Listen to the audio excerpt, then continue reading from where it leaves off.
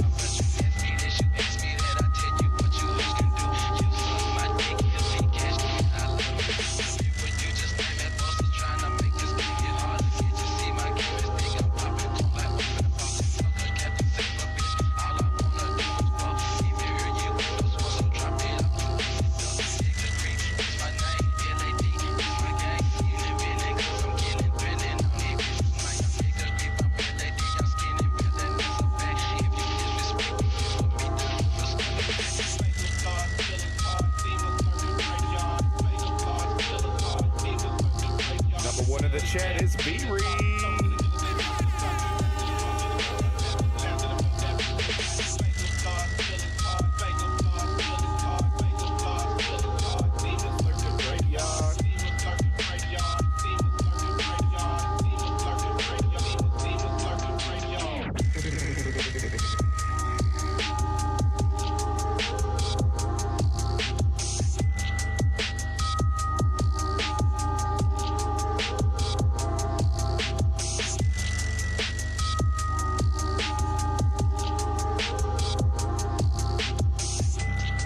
Started in just about 5 minutes, 1996, baby. Dropping that shit for your motherfucking ass. DJ Squeaky, R.I.P. We'll be getting started in just 5 minutes. DJ Squeaky.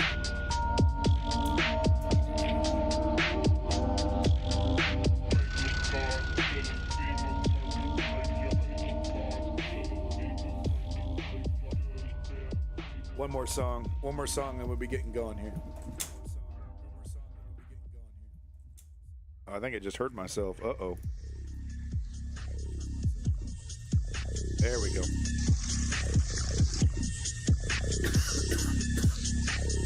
Get ready to drop this shit like this, man. Y'all check this dope shit out.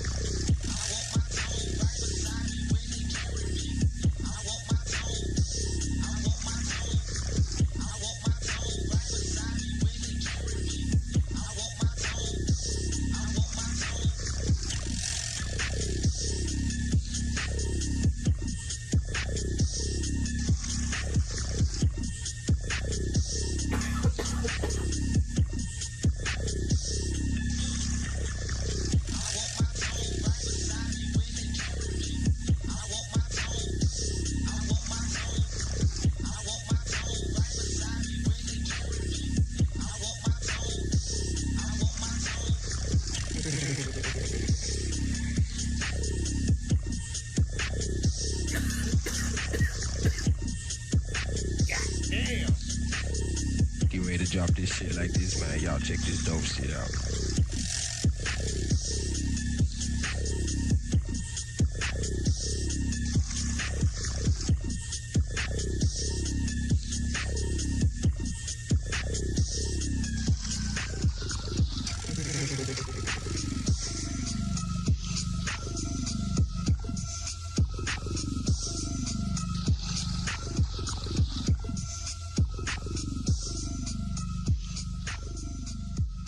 All right.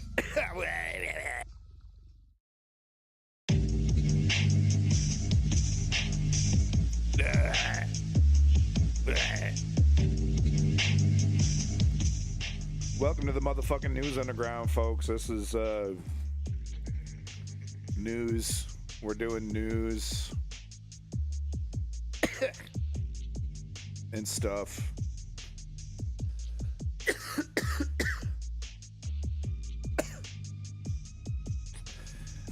Mary Jane, why are you so good to me? Why can't I let you go? I just can't let Mary go, you know?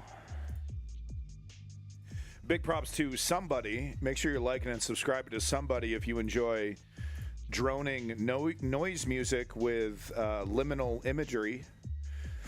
Somebody is absolutely one of my favorite Somebodies. Actually, let's get subscribed to Somebody. I didn't know I wasn't subscribed. I thought I was. But make sure you check out Somebody if you enjoy liminal imagery, horror imagery, you enjoy drone noise music. Couldn't recommend Somebody enough. You ever break into a grocery store and stand in the dairy aisle while the rest of the store is pitch black, listening to noise music, drone music? No? Well, here's your chance. I'm sure we've all wanted to stand in an abandoned grocery store in the dairy aisle while listening to this, right? Everybody else feels like this too, right? It's not just me. Just chilling. Yeah, I'm here. I exist in this place right now.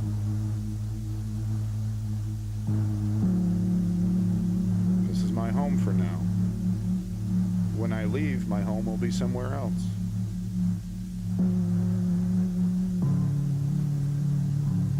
Wonder if there's chips.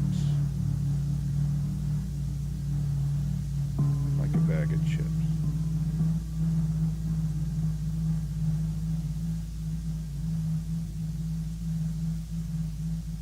Somebody should clean up this milk.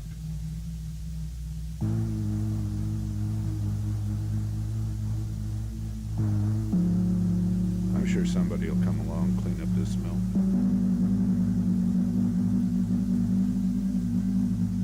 I guess I could clean up the milk. Well, nope. I died. There we go. Thank you, Somebody, for your wonderful visualizations. Hope you don't mind that I borrowed them. Just in the intro. Just in the intro, y'all. Oh, God. Oh, yeah, politics. Oh, yeah, that's what we're here to do. Monday's no longer Monday. Hey, if it's no longer Monday, how come I still feel like Garfield, huh? That's not fair. What are we talking about? Oh, yeah. News. Tired of streaming to zero? You know what I'm tired of? Psychopaths invading my Kick stream and filling it with a bunch of shit that's trying to get me banned. That was nuts. Yesterday, that was so crazy yesterday. That really was something, wasn't it?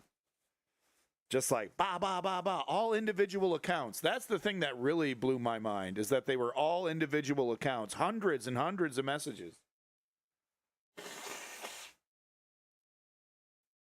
You know? You can't ban your way out of that. You can't ban your way out of that, you know? I literally had to shut down the stream. I had to pull the lever on the stream using Restream. They have a cool switch thing. I pulled the lever on the stream, killed it. I had to kill the stream to make it go away. That was really something. Okay. Free speech, huh?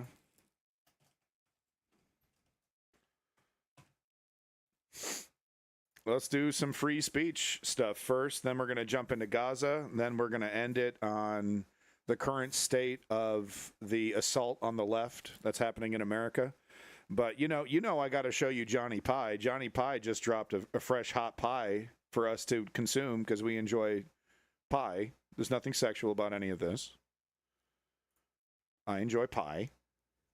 Clearly over here. Yeah, maybe you should stop enjoying pie, buddy.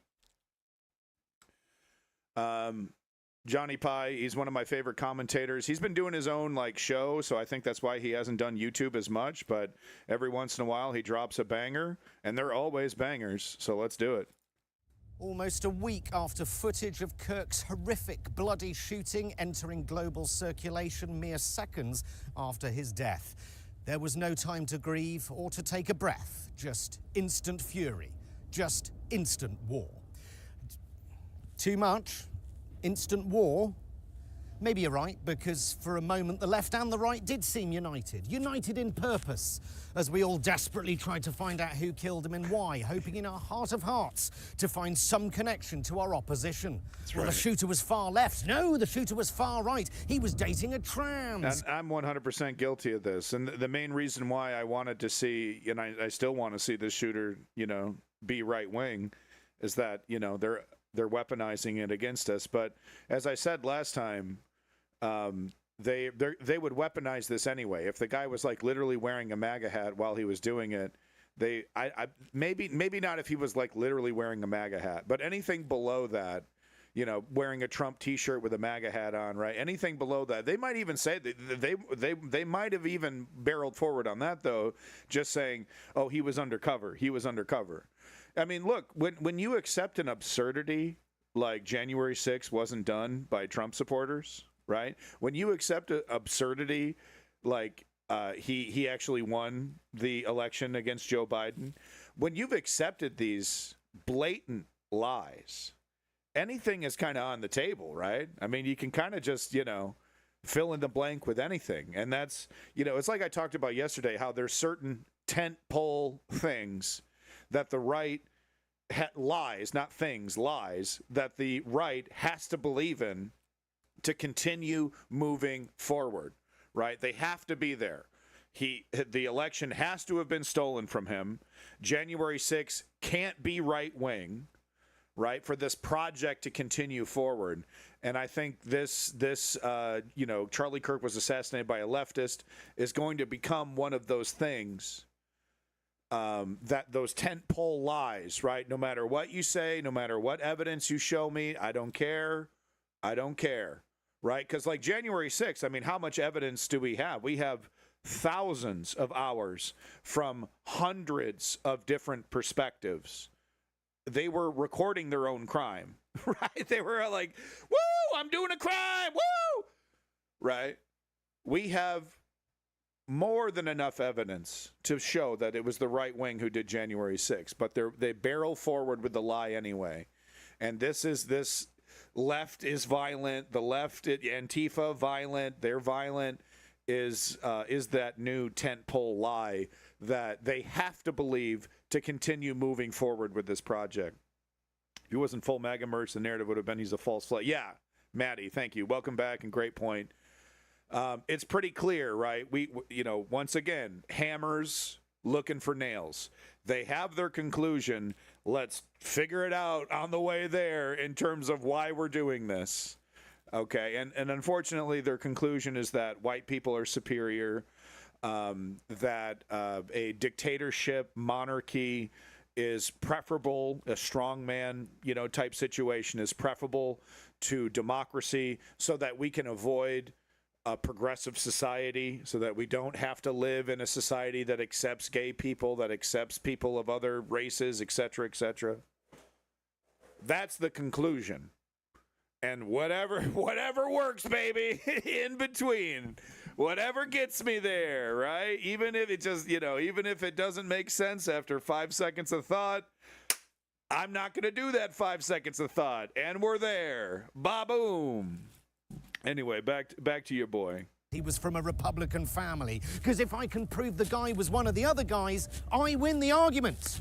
I win, hooray, and that's all that matters.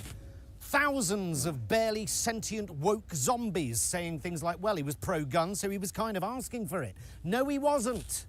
I think some people being killed by firearms is a reasonable price to pay for having firearms. See, okay, I mean, Johnny Pie losing it over here. Because that's woke zombies? Nah, I'm good, Johnny Pie. I'm good. I guess I'm going to have to reevaluate your work. Woke zombies? Woke zombies. Do they exist? Do these leftists that the right has conjured up even exist on social media? They're like unicorns, these people, right? But cancel all cops. They're extremely rare. You know, it's like you got to get off Twitter, dude. You got to get off Twitter. Yeah, thank you, Absolute Zero. I'm not saying that there aren't human being flesh and blood with some of these opinions. But like, you know, this narrative that social media was flooded with cheers only existed in certain social medias. Like the mainstream political left stood up and in unison said that political assassination is wrong. So like this, I mean, there's like, who are, you know what I mean? It's like, you know, look, I'm okay. I'm not going to be a bitch. We'll finish this. But I got to say, this is the most disappointing thing I've heard from Johnny Pie. And this is what happens when you get too busy. When like your version of checking politics is scrolling Twitter for a couple minutes, maybe reading a couple articles. But the left, quote unquote, needs to get off fucking Twitter. Period. But even then, you know, we need to, I don't know what we got to do to fix this one, to be frank. But step one, get off Twitter. Step two, we'll figure the rest out later. Saying things like, well, he was pro-gun, so he was kind of asking for it. No, he wasn't.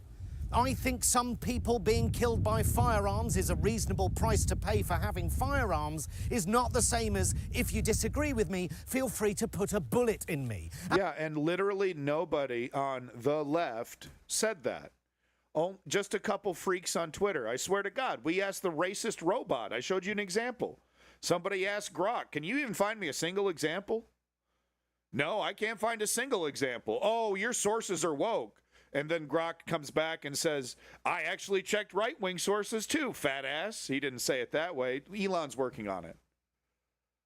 But we asked the racist robot, and even he couldn't find, and it's going to be a he. Let's just know that. But we could, you know, we couldn't find a single example. So the only people he's sourcing, as far as I can tell, are literally rando freaks. Okay? Schmucks. Any schmuck with an email address can get a fucking Twitter account. They don't represent the entire organization. And why are we repeating this fucking fake talking point? This propaganda. Okay? I swear to God, you can't find a fucking, even the asshole, you know, who's, I can't remember his name, but he's got long curly hair. His camera, he's like, his camera's above him. He's always crouched over. He laughs at the IDF when they get shot and stuff. He's on YouTube. He's in my algorithm.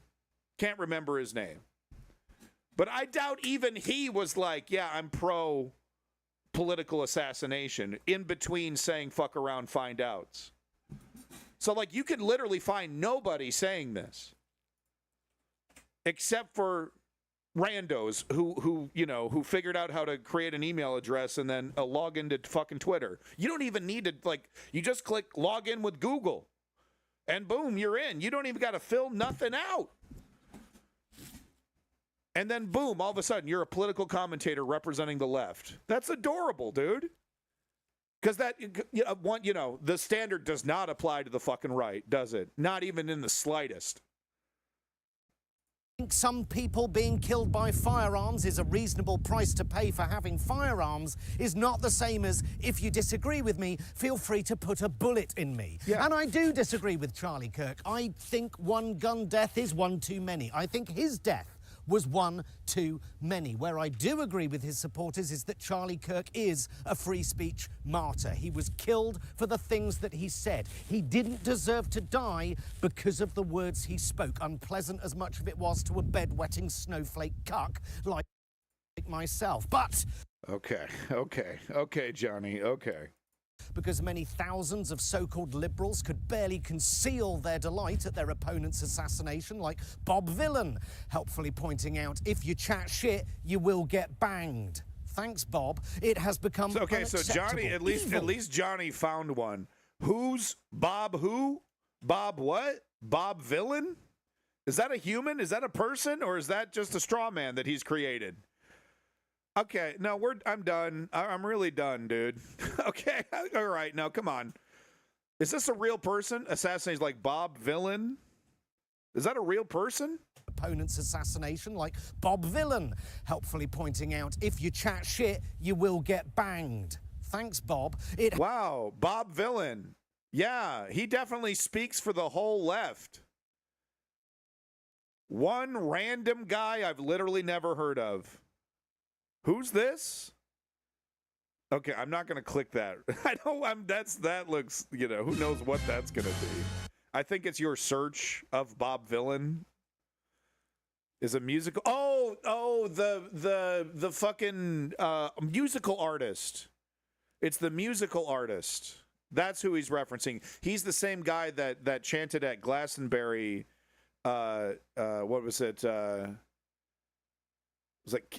was like kill the IDF or something like that. Something really, really controversial, quite frankly. Because I'm no supporter of the IDF, but I'm also not a supporter of language that helps the IDF and helps Bibi Netanyahu with his narrative. But I do need to, and he did come out and say, yeah, he is he's not helping the left. He's definitely on the left, and he's not helping the left. Yeah, so we're talking about that musical artist who performed at Glastonbury. And now, of course, Glastonbury is going to turn into a political censorship masterclass now. Yeah, death to the IDF. That's what he was chanting. Yes, that's right. Has become unacceptable, evil even, to point out Kirk's actual views, as if believing that no one should be killed for their opinions means you have to avoid mentioning their opinions. Meanwhile, Trump decided against the traditional message of condemning violence, grieving for the dead, and calling for calm and unity. Instead, when asked on Fox News about bringing the country together, the president said he, quote, couldn't care less. Yeah, we covered that yesterday, by the way.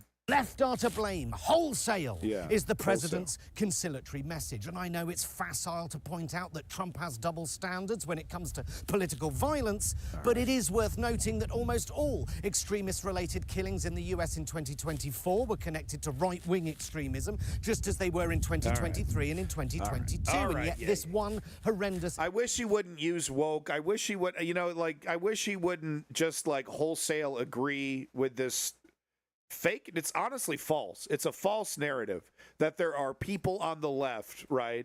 One musical artist. I'm sorry. Ditzy musical artists do not represent political movements.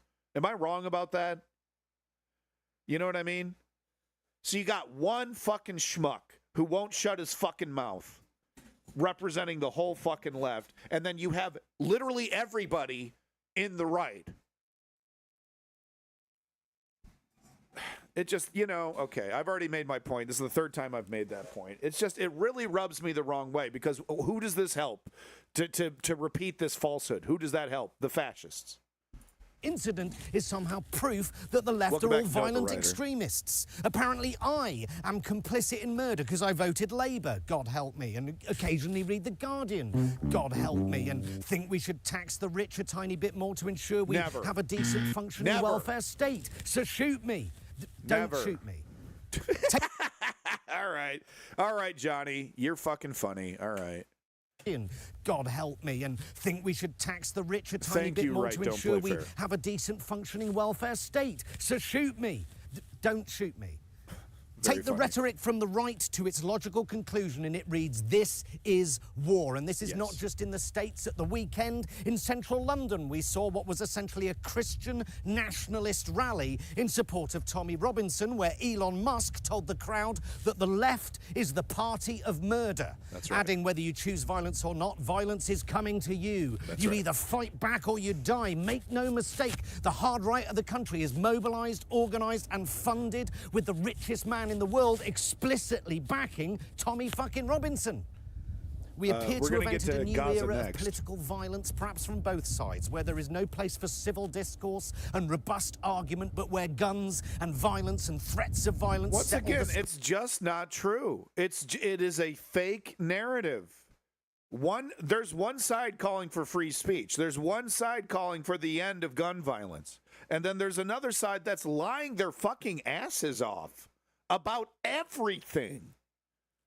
We have to be cognizant of the lies and false narratives that we are spreading. And I get what he's trying to do. He's trying to touch on the mainstream. He's trying to hit that mainstream. But we can't allow ourselves to be this foolish in repeating falsehoods at this moment in time. It is unsafe because it's not both sides. World explicitly backing Tommy fucking Robinson. She's not. The latest news on Lisa Cook that was the attempt to fire her failed. Apparently, they were able to hire somebody else. I don't know. They're still doing everything they can to destroy the independence of the Fed. But the latest attempt to fire Lisa Cook has failed. But it's right back to the drawing board, fellas. We'll figure it out one of these days. Explicitly backing Tommy fucking Robinson. We appear to have entered a new era of political violence, perhaps from both sides, where there is no place for civil discourse and robust argument, but where guns and violence and threats of violence settle the score instead. How the pendulum has swung.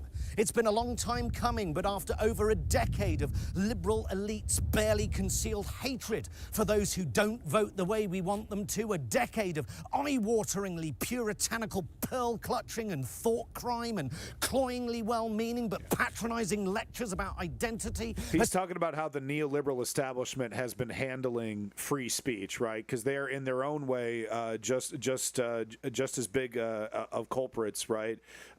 Canceling, all that kind of stuff. That the idea was to let billionaire oligarchs who they thought were on their side run the social media programs and censor, certain people. And I don't necessarily disagree with banning Alex Jones. What I disagree with is the lack of transparency. How you can get annihilated from these platforms without any due court. You don't get any kind of information about what specifically was said or anything like that, and you're banned for life just arbitrarily, or they can just they say you're banned for life and then they arbitrarily unban you. And there's just, that's my problem, is the transparency part. And I've talked about at the time when I was criticizing this in the Obama era at the time, it was really Biden stuff. I think I was criticizing this as well. When talking about the oligarchs having control over social media, I said the government should pass some regulations about what is a social media company and what are certain, what's a certain framework that they have to use. It can't be too rigid, but a certain kind of framework that they have to use when it comes to bans and, kicking people off their platform. Because, they should absolutely be allowed to ban people who post pictures of their feces and, child porn, et cetera, gore, et cetera, which is a problem that Gab had immediately. Immediately, Gab, people were literally taking pictures of their shit and posting it as a reply to something that they see, right? So even Gab had to institute a block against free speech. But I think that's, but he's correct, right? Because that was the Democrats, the Labor Party's idea of free speech, which is just, well, that's too right-wing. That's too controversial. That's too anti-corporate, by the way, because the left was getting hit with this too. The progressive left was getting hit with this. Remember Bernie? All that censorship was going down during Bernie against the left because it was challenging capital. And it obviously didn't work. And I said it before, I'll say it again. We can't ban our way to free speech. We can't censor our way to free speech. We need more speech. We have to open up speech. We need to publicly fund news and art and other things, right? We need to double down on these things, not further corporatize, not further privatize some of these things, right? We need to free them. Society where opinions are policed, where unsavory jokes became arrestable offences. The left washed Boy, their... he has really swallowed the anti-woke narrative, hasn't he? Hasn't he? Because, like, Joe Rogan wasn't the only fucking comedian in the last 10 years, okay? There's been some real motherfuckers. They're just not allowed on TV. But, man, he's really down for the woke stuff, huh? Is it because he's a comedian? They won't let me speak. They won't let me speak. Come on, man. I mean, but in the UK, if you hold up a free, Palestine action sign, they're going to drag your ass away and cancel you and fucking throw you, try to ruin your career, all this kind of shit. They fucking cancel your ass, because all of a sudden now you got to tell your employer I was arrested by the cops, and that'll get you fired right there sometimes. Hands of free speech, gladly handing it to the right, who are now using it as a stick to beat us with, using it to silence everyone on the left by branding us all terrorists. The left have emboldened a right that mops up those left behind and who... Are you hearing this? Are you hearing this?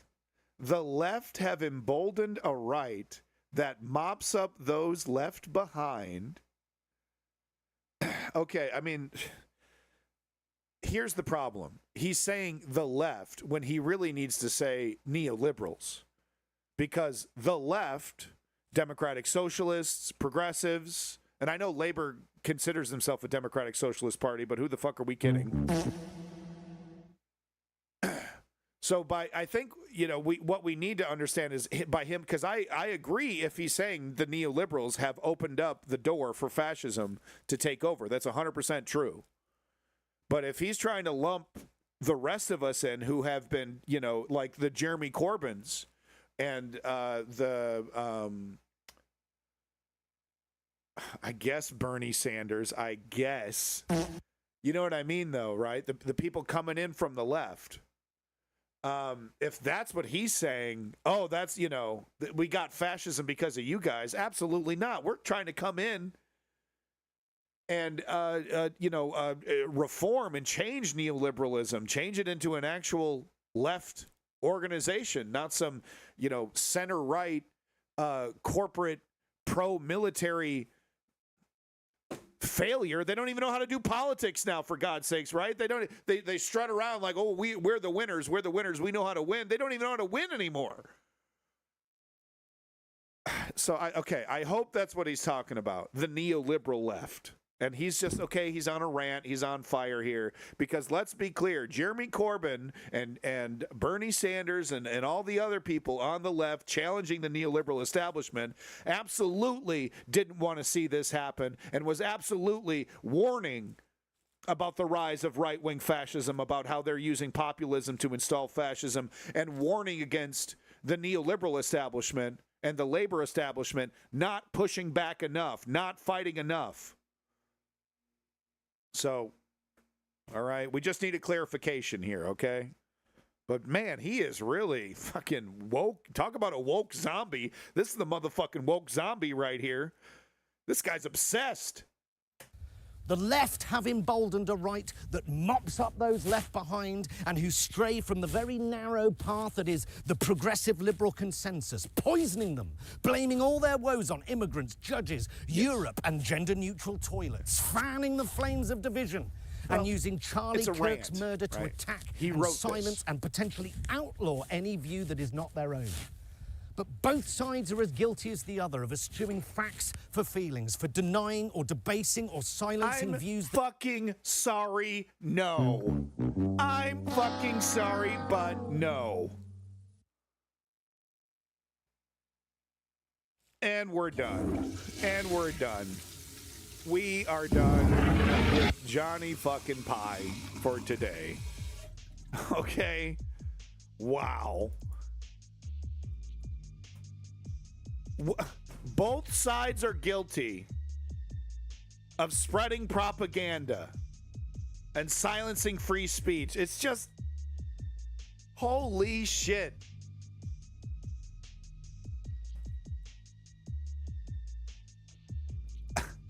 There's propaganda on the left, okay? But we're not going to both sides, like the creation of their own media fucking apparatus, their own version of the Fourth Estate, a right-wing version of the Fourth Estate, exclusively funded by fucking scary, shadowy billionaires, GB News, Newsmax, One America News, etc., etc., etc. And then on the other side, we have storied journalistic entities that have been around for like 100 years, like the AP and Reuters and citizen journalists and people on the ground, people like Status Quo, going to the places, being as transparent as humanly possible, the David Pacmans and BTCs aside. All right, there's more Kyle Kulinskis than there are BTCs in the left media ecosphere, right? Media sphere. Both sides, man. That shit's cancer. That shit, it's cancer, and it's also lazy. Because when you're saying both sides, you're saying I haven't done the work. I actually don't understand the political landscape. I'm generalizing to a fault. That's what you're saying when you're busting out both sides.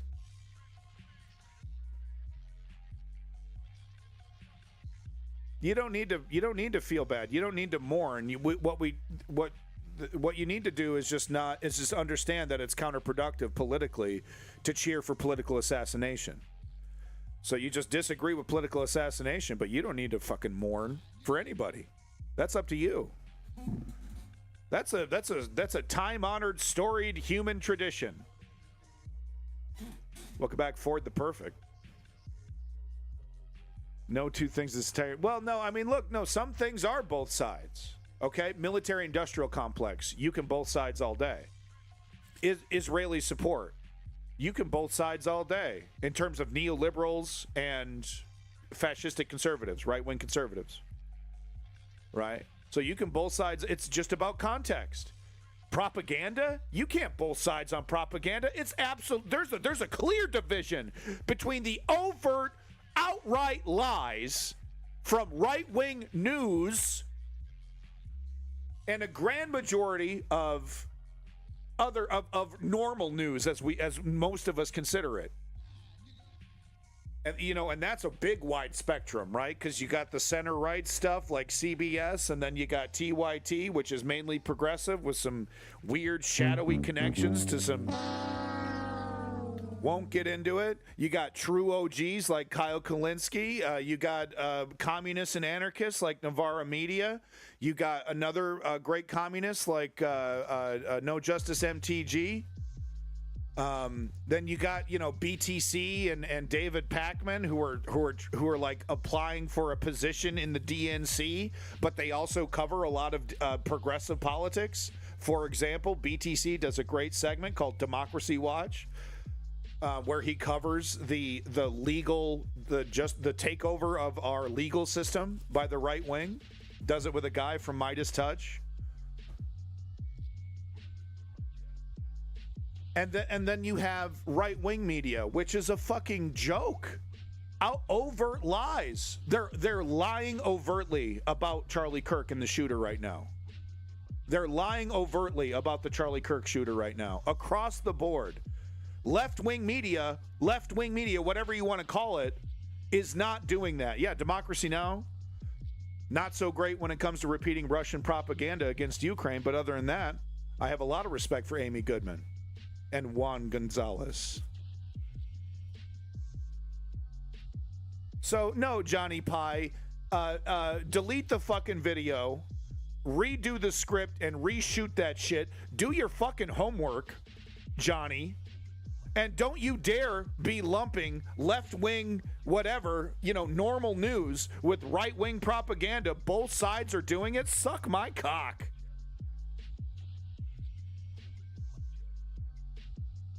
What are you going to, even Mother Jones isn't going to just overtly lie about shit. Even Mother Jones would report that this person was trans if they saw evidence that he was. So don't give me that shit. Let's get to Israel. Let's get to Gaza. It's a fucking madhouse. This is the latest news just from 4 hours ago by Channel 4 over here. Israel invades Gaza City as UN Commission says genocide committed. Wow. Well, you know, I rest easy at night knowing that the storied institutions that are easily hand-waved away have finally acknowledged what has been in front of our face for years. And of course, too little, too late. This is the end phase.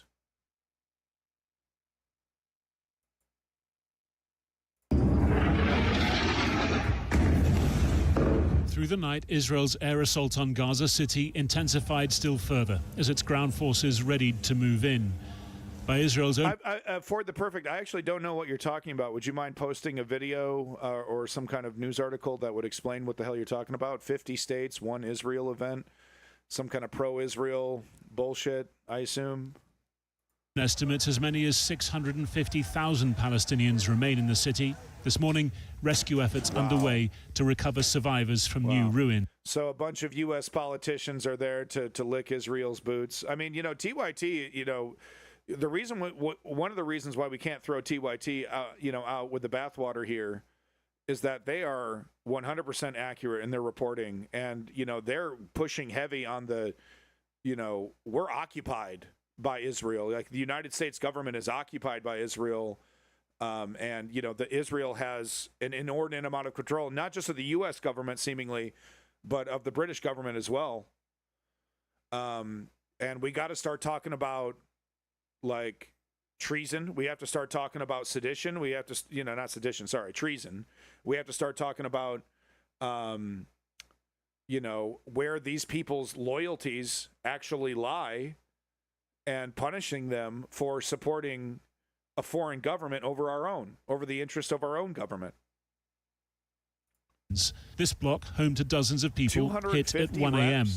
Rescue workers find Mara al-Haddad trapped. Over 10 long hours, they work to free her leg. Holy shit. Holy fucking shit, guys. Holy shit. Sorry about that. I should have had the blur filter ready. And at last, take her to hospital. She was freed. Okay. Who knows what, you know, who knows what kind of actual damage is done. Her leg's probably broken. Mental trauma. Her entire family's probably dead. Jesus Christ, Israel. She says she knows of 2 other girls who didn't get out. Other witnesses say more than 20 remain trapped. Israel says thousands of Hamas fighters remain in Gaza City. Wow, absolute The defense zero. minister, Israel Katz, today calling it Hamas's governing symbol, that its fall would prompt the fall of Hamas, and that if Hamas fought on, Gaza would be destroyed. Wow. As the biggest Israeli ground... They went not to give Israel an ultimatum, not to call Israel out, not to make a big unified stand against. They literally went to endorse. Wow. Yeah, I think the Epstein stuff is legit, you know, and like something's going on with the Epstein stuff. So these are Dems and Rebs and right-wingers. So these are all the politicians that Israel has bought. These are all the U.S. politicians that Israel has bought. Look at this. Look at the amount of money they have to spend. State legislators, huh? Not even congressmen. So these are the cheap fuckers, by the way. They get like $5,000 or $10,000 from AIPAC, you know, not like Chuck Schumer who gets over $1 million. So these are the cheap bitches taking small checks to support genocide. God damn. We got a lot of work to do. We got a lot of fucking work to do. That is troubling to say the absolute fucking least. That is troubling. Fighters remain in Gaza City. The defense minister, Israel Katz, today calling it Hamas's governing symbol, that its fall would prompt the fall of Hamas, and that if Hamas fought on, Gaza would be destroyed. As the biggest Israeli ground operation... Sorry about the keep pausing here. Ugh. Wow. They do this Somewhere Over the Rainbow quite a bit. It's such a beautiful song. I find it hard to believe that the beautiful soul who wrote and performed the original performance, his name was Israel, I believe. I find it hard to believe that he would be okay with his beautiful song being used to justify what we see here. Sheer barbarity. I mean, children getting ripped apart in the most brutal fashion imaginable. I really find it hard to believe that the beautiful person, because he was a beautiful soul, who wrote and performed that song, you know, with his ukulele there. I really find it hard to believe that he would be like, this is good. I'm so glad I'm named after this country. But I don't know, maybe he was a hardcore Zionist. Who knows, Governing symbol that its fall would prompt the fall of Hamas, and that if Hamas fought on, Gaza would be destroyed. As the biggest Israeli ground operation since the start of the war unfolds, a determination today from the UN Commission of Inquiry on the occupied Palestinian territory that Israel is committing genocide. The Commission says it's found evidence of systematic and unprecedented killings, deliberate starvation, denial of health care, sexual and gender-based violence, and the direct targeting of children. Israel's foreign ministry immediately calling it distorted and false, saying the three-member panel was working as a Hamas proxy, repeating Hamas lies. The image I couldn't show you there was a father holding his dead baby under 1 year old. Looks like it was a very small child. The father was just standing there in silence holding his dead child. Genocide, as defined in the Convention of 1948, is the crime committed with the specific intent to destroy, in whole or in part, a national, ethnic, racial or religious group. The Commission says Israel has committed 4 such genocidal acts: killing members of the group through targeting civilians and the deliberate infliction of conditions of life that caused their deaths, causing serious bodily or mental harm to members of the group through direct attacks against civilians, mistreatment of detainees, forced displacement and environmental destruction, deliberately inflicting on the group conditions of life calculated to bring about its physical destruction in whole or in part, including blocking essential aid, food, water, electricity and fuel, and finding that starvation had been used as a weapon, and imposing measures intended to prevent births within the group through the attack on Gaza's largest fertility clinic, reportedly destroying around 4,000 embryos. And if you were to listen to Barry Weiss, she would deny all of that with a big smile on her face, take money from the state, and then we make her an ombudsman in our media apparatus. It's sick. It's human sickness. It's collective mental illness. We are failing as a species. The Commission found that Israel had shown its intent, key to proving genocide, through statements from the Prime Minister, the then Defense Minister, and President. They double down. At the start of the war, and that the way its military had prosecuted the conflict since was further circumstantial evidence of intent. Therefore, the Commission concludes that the Israeli authorities and Israeli security forces have the genocidal intent to destroy, in whole or in part, the Palestinians in the Gaza Strip. But look at the cowardice still. We're not going to mention the West Bank because they're literally applying the same fucking template. They're invading the West Bank right now. So we got to do this. Are you going to take another 10, 15 years to acknowledge the erasure of the West Bank as well? Come on with this. And what does this mean? I mean, there are, things will happen from this. But is Keir Starmer going to stop with the fucking weapons? Huh? Is he going to stop? I know the U.S. isn't. But is Keir at least going to do it? Does he have the sack? No, he doesn't. They got some video or something, man. They got the video on Trump. I'm telling you, they got some shit. Money alone doesn't do this. Keir Starmer's a rich man. Donald Trump's a rich man. Money alone doesn't create this kind of loyalty. Not to this level. Not flush my political career down the drain for you level. Like Keir. Because this is a slam dunk. He needs a dub. He needs a dub. Desperately. And no, won't touch it. Won't touch it. Won't touch it. You know? The Commission finds that the Israeli political and military leaders are agents of the State of Israel. Therefore, their acts are attributable to the State of Israel.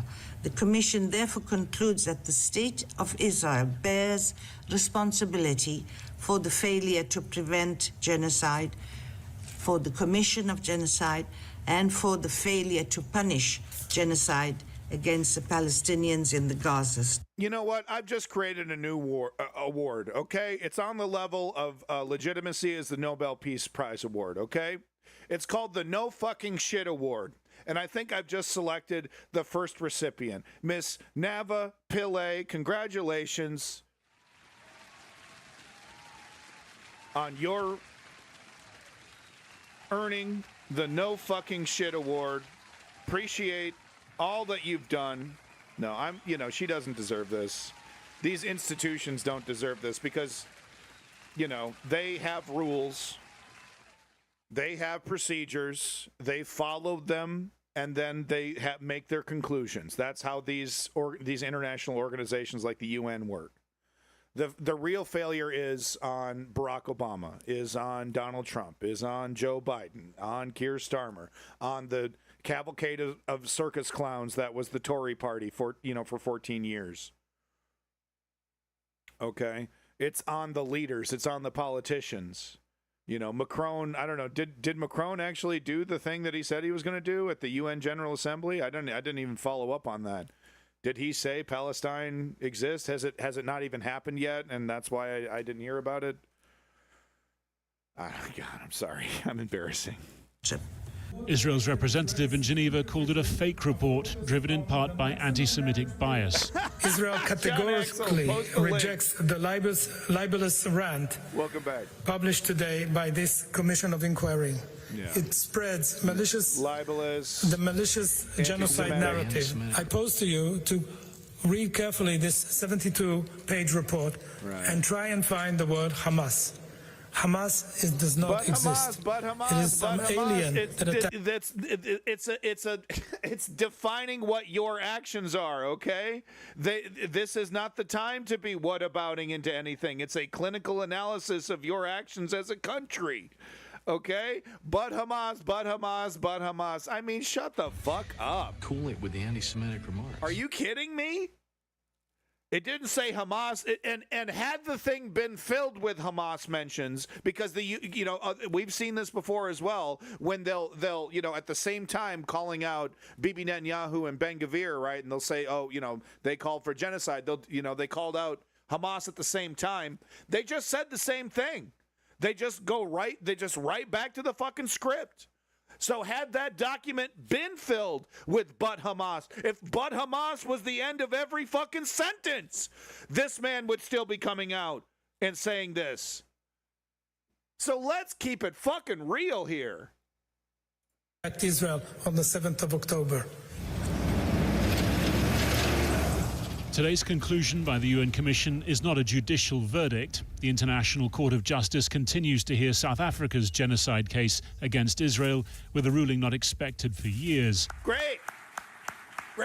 Might it, though, increase international pressure? You know what? They should do the ruling in Greater Israel, because by that time, Palestine won't exist. Do it in the Trump Hotel on the Gaza beach. Make the announcement. The Israeli Prime Minister yesterday spoke of the need for self-reliance in the face of a growing siege, as he called it, against Israel, centered in Western Europe. Last month, Germany announced restrictions on arms shipments to Israel. Today, its foreign minister reacting to the report. Die im Bericht beschriebenen Vorfälle sind außerordentlich besorgniserregend. The incidents described in the report are extremely worrying. In armed conflicts, all parties are bound by international humanitarian law. In order to end the suffering in Gaza, we believe it is crucial, as we have repeatedly emphasized, that a ceasefire is finally reached.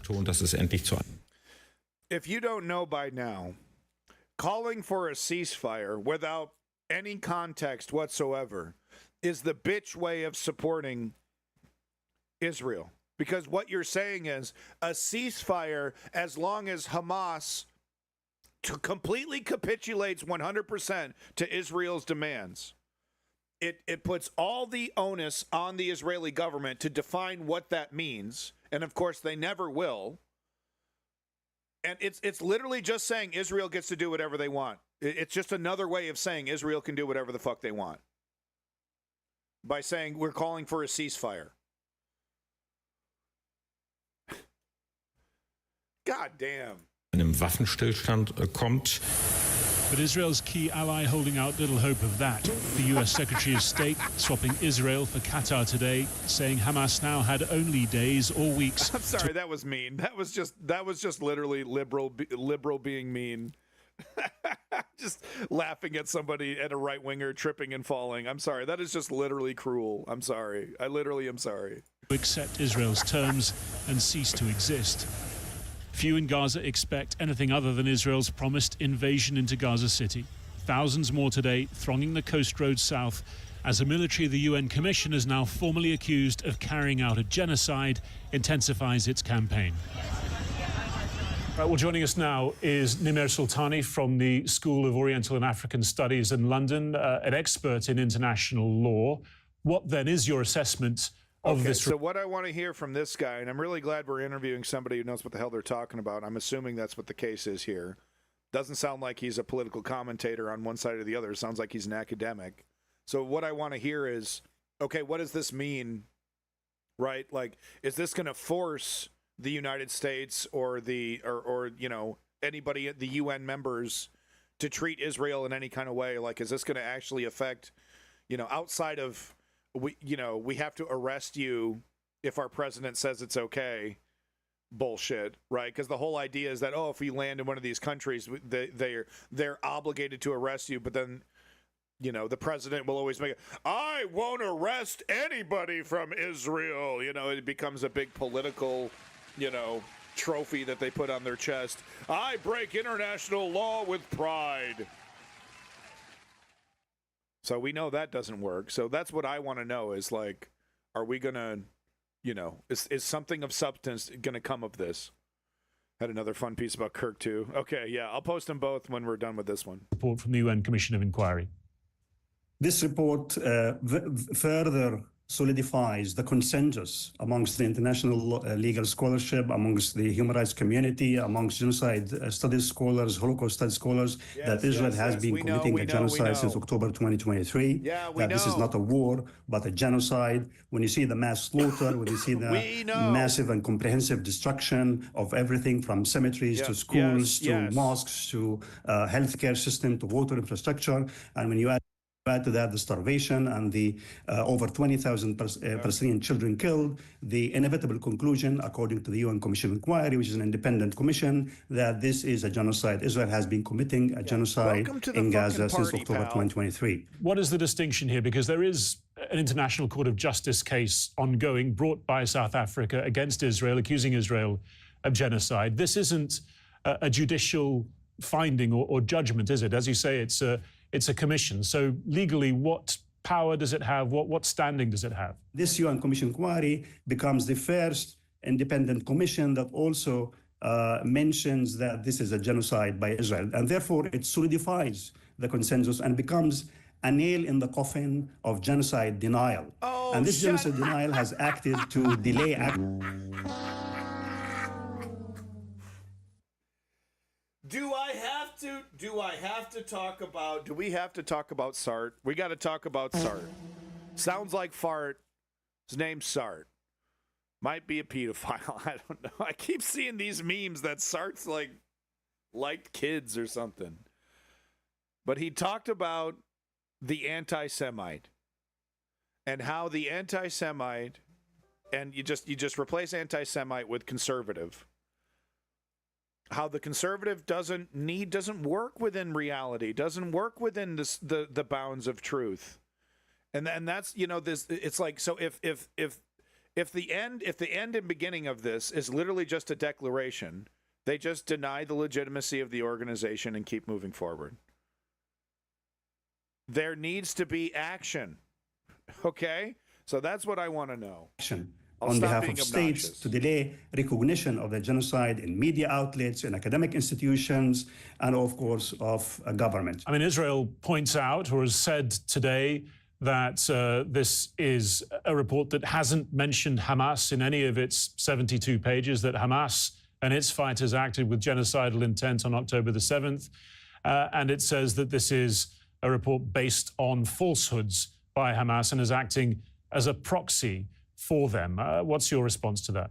Obviously, this is false, because in June 2024, the UN Commission of Inquiry produced two reports. One report about Israel's violations of international law till then, 120 pages, and another accompanying report of 60 pages of Palestinian violations of international law. So the UN Commission has been comprehensive in its treatment of international law. You talk about the obligation on other international actors to respond to this. Okay. I mean, we have seen from Germany last month a restriction on some of the arms sales to Israel. It is responsible, estimated, for about 30% of military equipment sales to Israel. And as well as that, we've seen Benjamin Netanyahu himself yesterday talking about the need for Israel to be a super Sparta. He says that there is a burgeoning siege, especially in Western Europe, against Israel. I mean, do you see a shift in the international response, and do you see it potentially going forward from here?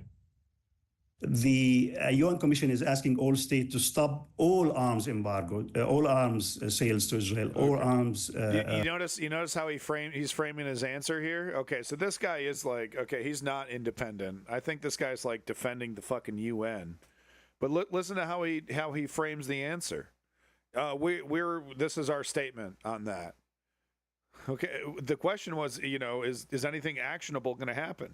Potentially going forward from here. The UN Commission is asking all states to stop all arms embargo, all arms sales to Israel, all arms trades with Israel, not only 30% or part of it.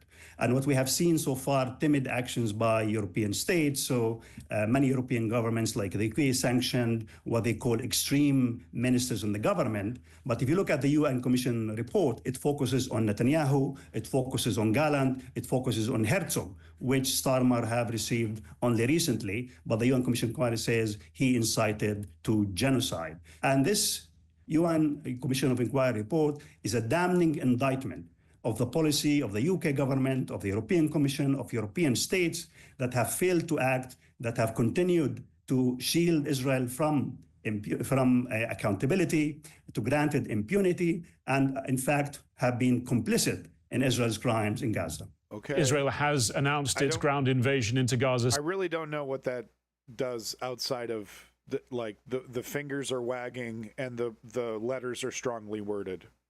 City. I mean, are we looking at the last phase of the Israeli operation now, and all this talk really is not going to be effective? So I'm digging this reporter. I like that question. Israelis have been clear that they are seeking the ethnic cleansing of the Palestinians from Gaza. That's right. The destruction of Gaza, that, with all military units, they have now bulldozers that are destroying house after house after house. And this systematic destruction, as Netanyahu himself said in May 2025 in the Israeli Knesset, is intended for the Palestinians in Gaza not to be able to come back to their homes. Well, they would say that they are destroying Hamas infrastructure ahead of their ground invasion to root out the last remaining thousands of Hamas fighters. And they have said that in the future, Palestinians will be allowed to return. Well, if you are going to destroy the Palestinians entirely in the Gaza Strip in order to defeat Hamas, that's also genocide. There is no security rationale for the total destruction of the education system. Yeah, I mean, could you imagine if we did this to Iraq or Afghanistan? We completely we cram the entire population of the country into like a small, tiny corner of the country and completely annihilate to the fucking foundations, every building in the country, everything, hospital, school, home, everything. And then we tell the world, oh, don't worry, we're going to let them back in. It's all good. It's just for our security. We're going to let them back in. No biggie. I mean, it's wild. It's wild the narrative that we allow to proliferate. You know, because Barry Weiss should be laughed out of the room. Instead, people cower. There's no security rationale that can justify the total destruction of the healthcare system. There is no security rationale, the UN Commission says, for the killing of over 20,000 children. Nothing justifies that. Right. Okay. Well, no, I appreciate you sending strongly. I appreciate you taking years to figure out what we've known for years ago. And I appreciate you sending strongly worded letters and wagging your fucking finger. Excellent. You know what? You guys are really worth the time. You guys are really worth it. UN. How about the UN, guys? Huh? Come on. How about some W's in the chat for the UN, guys?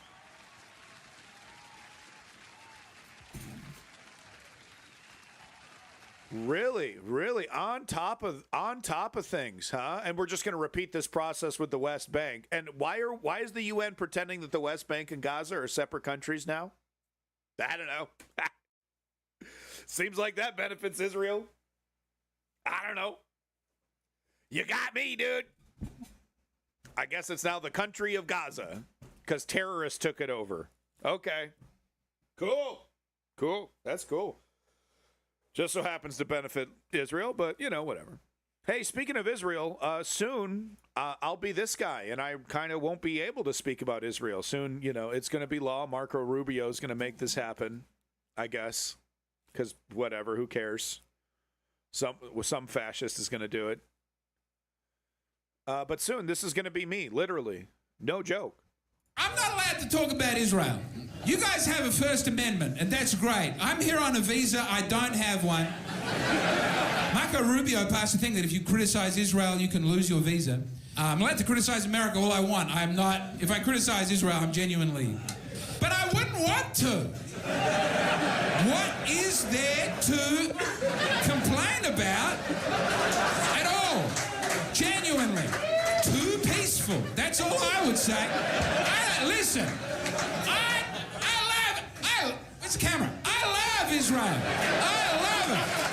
I'm a big fan.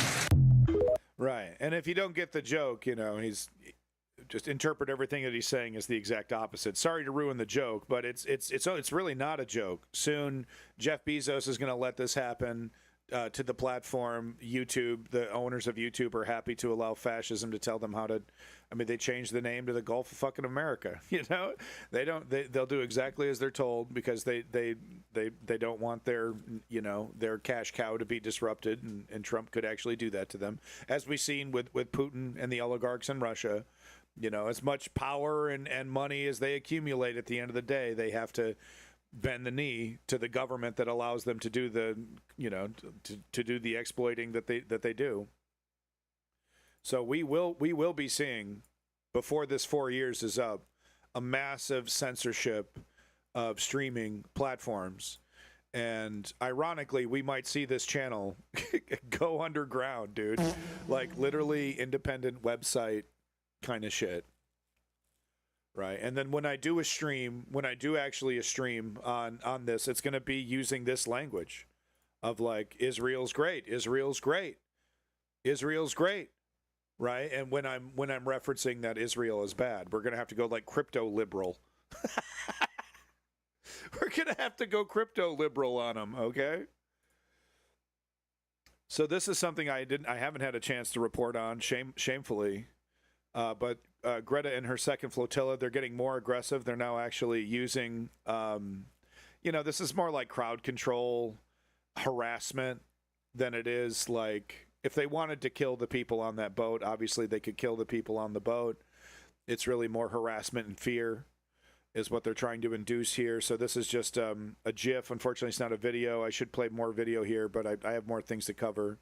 But the flotilla is, you know, being harassed by drones And of course, I have no doubt that as soon as they land or as soon as they get within Israeli, waters, they're going to be apprehended and arrested immediately. The only thing that's on this boat is medicine and food.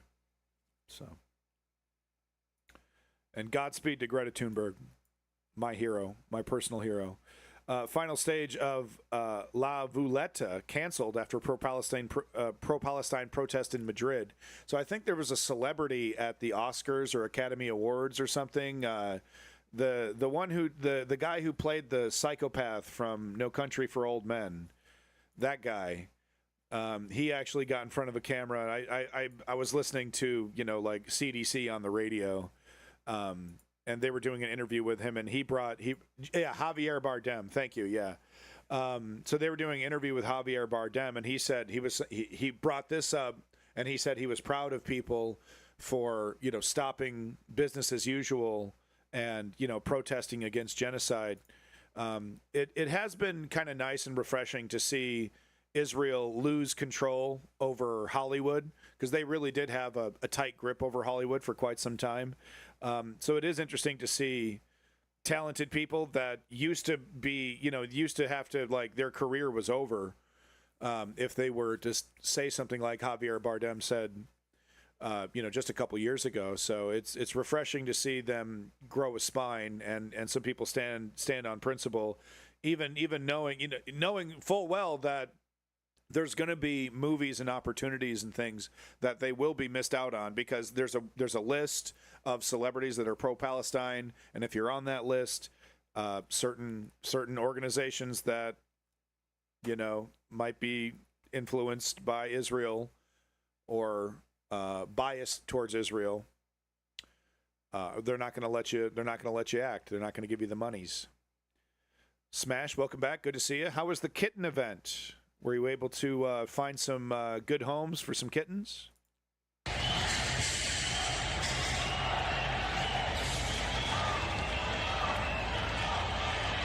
Wow.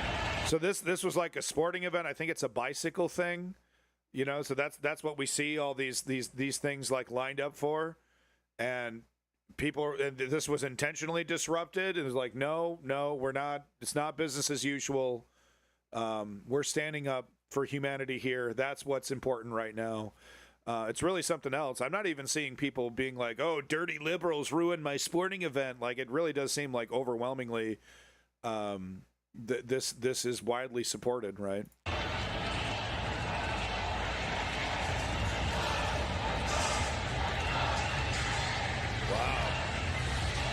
Wow.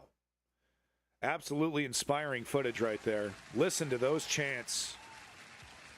Sometimes you see protests and they're kind of quiet, because people are kind of like, I don't know, they're not fully inspired by the moment, they're trying to be good citizens, but sometimes protests are a little quiet. This one, absolutely not. Listen to the roar. Listen to that. Power. That's power right there. And this is what they're afraid of. This is what Trump is, Trump and all tyrants across the world are afraid of. Putin, this is the number one thing Putin worries about. It's really the only thing he skirts and dances around. Everything else is a blunt. He goes right to it, does what he wants. If you don't agree with me, I kick you out of a window. Well, he can't kick the entire Russian population out of a window. And it's the same thing here in the United States. It's really the same thing here in any country, because their governments derive their power from us. That knowledge, just that knowing that, frightens the shit out of the oligarchy. Even the good ones like Mark Cuban don't want to be hearing that shit, because they know what that means. Higher taxation. Because that's what the people want. Any forever families yesterday, but acquired one more kitty. They'll be adopted by the next time I go in. Well, that's great, Smash. You did the best you can. You win some, you lose some. And I honestly think it's better to be, more critical, higher level of scrutiny. Of course, if the alternative is euthanization, then, maybe not. But if euthanization's not the option there, then obviously, yeah, you have a high degree of scrutiny, right? So this is something else. This is really something else. And you know me, I cannot fucking stand Piers Morgan. He makes me ill. And this is, of course, pro-Israel sycophant. Israel can do no wrong. If Israel were to drop a nuke on the West Bank right now, this man, within minutes, would happily get in front of a camera and tell the world why it's a good thing. Like, there's no limit to the horrors that this person would defend in Israel's name, right? No, there's literally no limit. If Israel launched a nuke into multiple countries, this man would get in front of a camera and defend it. I have no doubt on that. That's how propagandists work. They throw their shame away. They throw their pride away. They become vassals for whatever it is. I'm a tool. I am a weapon. I am an object, right? I am hollow inside. Please put your hand in and tell me how to think. This is my purpose. This is my job. That's how these people think. This is how they rationalize who they are, what they're doing. So what it's like the only point. You don't really need to have him there. You would really only need to just assume that the person, Israel can do no wrong. Hamas, but Hamas, but Hamas, but Hamas, but Hamas, but Hamas. October 7th, but Hamas. Like, this guy doesn't really need to exist, right? But if this is Piers Morgan being a slime bag. At the same time, though, I gotta pull back on the slime bag comments when it comes to Palestine, because the moment that Israel made its state policy to absorb the Gaza Strip, Piers Morgan, he did a Seinfeld. He got up. He's like, I can't do this. He literally almost said, I can't do this anymore. I can't defend this anymore. And since that moment, he has set up interviews like this. So he's still profiting off this. He's still a drama farmer, but now he's doing it for the sake of humanity.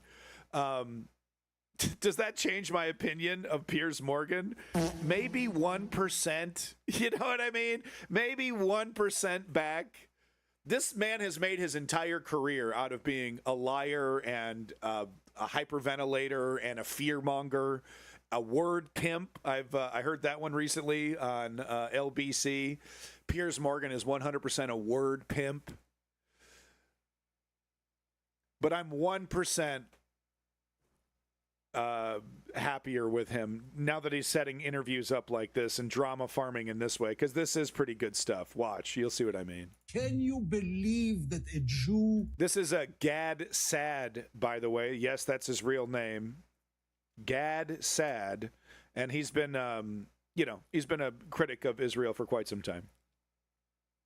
I believe he's credible, too. Can you believe that a Jew, a human being, an American, can be proud of starvation, of mass murder, of genocide? I mean, that's great news. This stage, really, here I remain speechless. I can understand if the Israeli propaganda tries to explain, to cover up, to spread lies, to talk about self-defense, to talk about killing Hamas, to talk about the fact that it's about Israel's security. But to be proud of what we are doing, to be proud of slaughtering 20,000 children. No, that's such a good point, because it's one thing to do it and be and lying about it and whatnot, but to insist that we need to be proud of these actions really is the cherry on top of the genocide sundae, right?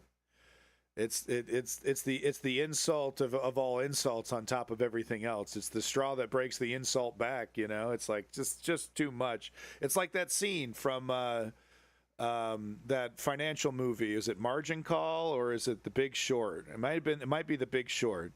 But the scene where the guys are dancing. I've mentioned this before. I think I showed the clip, but they're like, "Woo, we made a bunch of money," and then Brad Pitt's character is like, "Just don't dance about it." Because they just took advantage of the housing market collapsing, and they made a bunch of money because they could see the disaster coming, And, you know, did they warn anybody? I mean, they did try to go, to be fair, the characters that are dancing did try to go to the media. But, you know, they're in there. They're like, whoa, we're millionaires. Holy fuck, you know, holy shit. And they start doing a little jiggy dance. And Brad Pitt's like, just don't, you know, okay, like 50,000 people just lost their home 10 seconds ago, dude. Do we have to, you know? So I totally agree with this, with Gad Saad here.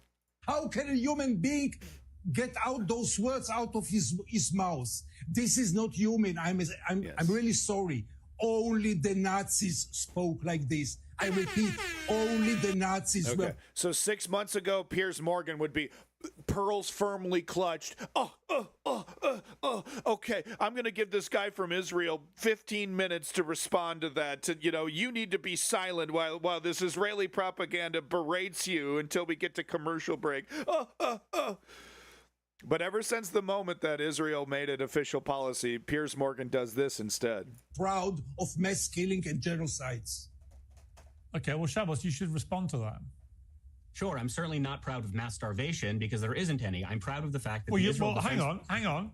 The IDF literally, for 3 months, starved the population in a blockade. Yeah, there was no secret about that. Everybody saw it for what it was. Yeah. So I'm afraid you're just not right about that. They only recently ended that blockade. Call it a lie, Piers. Come on, show some sack. Oh, I'm not anti-Semitic. I would never call it a lie.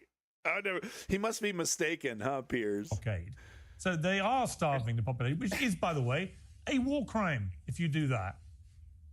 Piers, do you know how many meals the Gaza Humanitarian Foundation spare me all this. It's just crap. It's like when I did. So the whole calories thing is, you know, I think I showed a clip several weeks about it, but they keep saying we let so much food in, we let so many millions of meals. But what they don't say is that it sounds like a large number. It actually isn't, because we're talking about a population of what is it?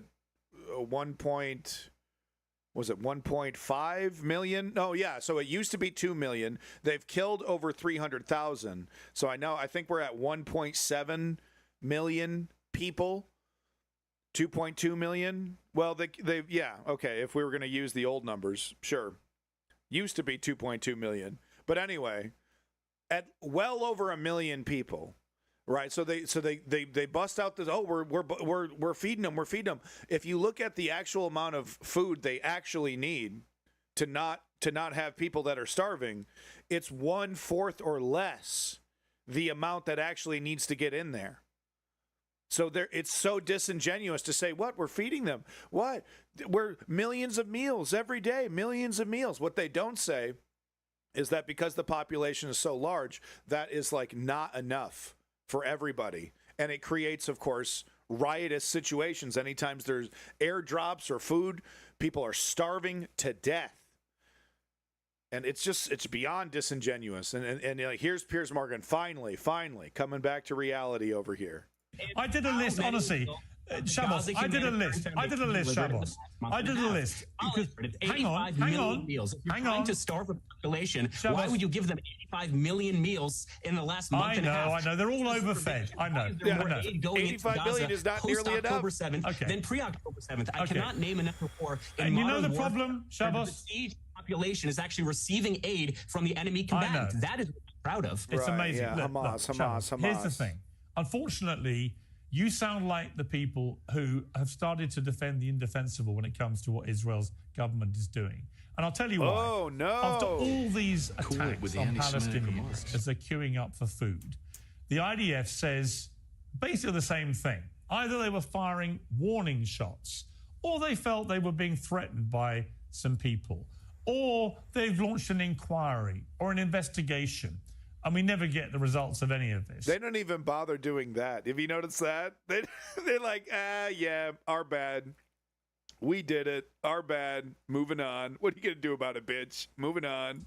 But in the meantime, 1,000 people who are desperately hungry and are queuing for food, even though you say they've got plenty of food, there are thousands stampeding for the small amounts of food that they can get their hands on, even though you say they're not hungry because you've overfed them, right? That all these people are just dropping dead. And it's got nothing to do with the fact the IDF are firing towards them, when everybody knows it does. And this is the problem when you defend the indefensible. It would have so much more credibility if the IDF just once said, you know what, we did. We shot at them, and like you said, you're very proud of everything they're doing. And if they were to proudly own this and explain why they need to shoot... Listen to this Palestinian action fascist over here, huh? I think Keir Starmer should arrest this guy, bro.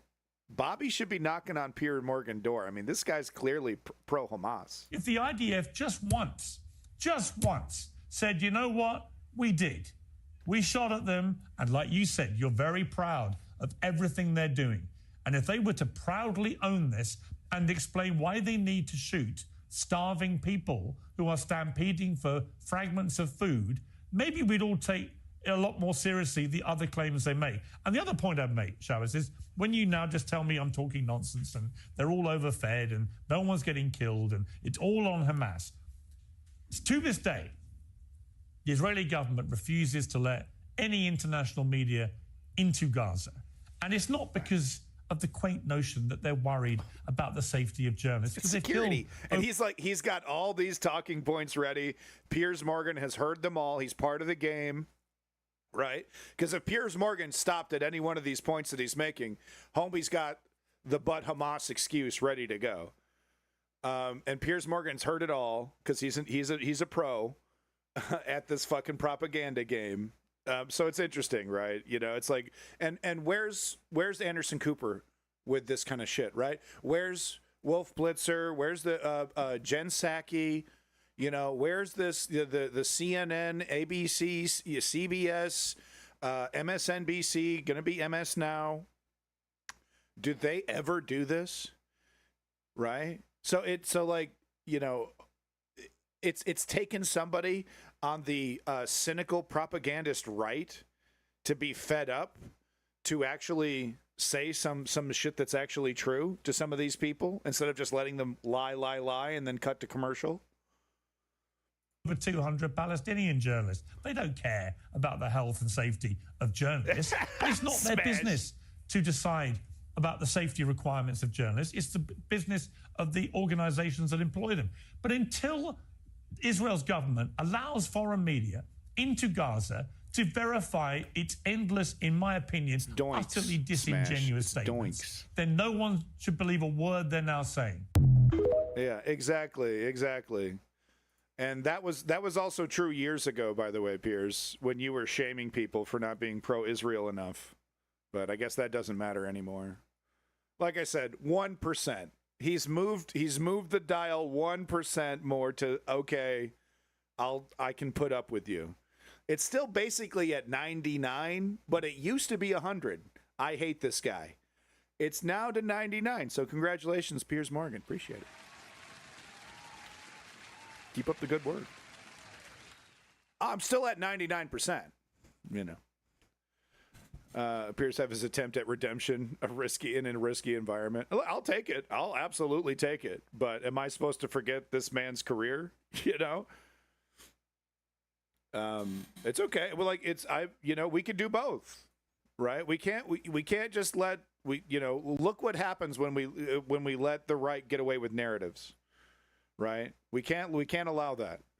We got to call it out, but you don't have to be an asshole like me when you're calling it out. You can be like Mehdi Hassan, who he calls Piers Morgan out like a pro, dude, like a pro, because he'll be making his answer to be like, oh, like you said 8 months ago, and Piers Morgan just sits there quietly now when Mehdi Hassan is talking. Oh, it's fucking beautiful, dude. I swear to God, Mehdi Hassan is like, with Piers Morgan, Mehdi Hassan is like tamed a yippy dog, right? A dog that won't shut up. But fucking Mehdi Hassan has all tamed him, so now it's like he's all quiet in the interview. He just lets Mehdi Hassan talk because he knows he's right. He knows he's factually correct. He knows he's not making shit up. And he knows if he tries his usual Piers Morgan, skibbity bebop on Mehdi Hassan's gonna fucking destroy him, dude. He knows that. So he just lets him talk now. Welcome back, Woke Patriot. So this is really bad news. This kind of goes in line with the anti-fascist stuff as well. So they're just going to say anybody anti-Israel, anybody anti-fascist. Yeah, exactly. The Salazam. So this just kind of goes in line with that. The making leftism illegal, making criticism of Zionism illegal. This is part of that here, but a bill has been introduced in Congress that would allow Marco Rubio to revoke the passports of U.S. citizens if they criticize Israel. Florida Congressman Brian Mast is introducing a bill that could potentially be used to deny U.S. citizens the right to travel for criticism of Israel, The Intercept has reported. So anybody that criticizes, right? And then here we see some of these candidates, how much money they're getting from Israel. I think TYT's assessment that we're being occupied, that we're being like corrupted intentionally by the Israeli government. I think they're onto something there, and it makes you think about why we went into Iraq, why we went into Afghanistan. It may very well have been at the behest of Israel, because of the connections that the Bush family and all that have. Because it really wasn't about the oil, right? We didn't get a lot of fucking oil out of that deal. So here's Brian Mast. This guy's supposed to be a U.S. representative for Florida. $700,000 from Israel. And look at how this guy dresses. He dresses like an Israeli colonel. This is like Israeli military garb.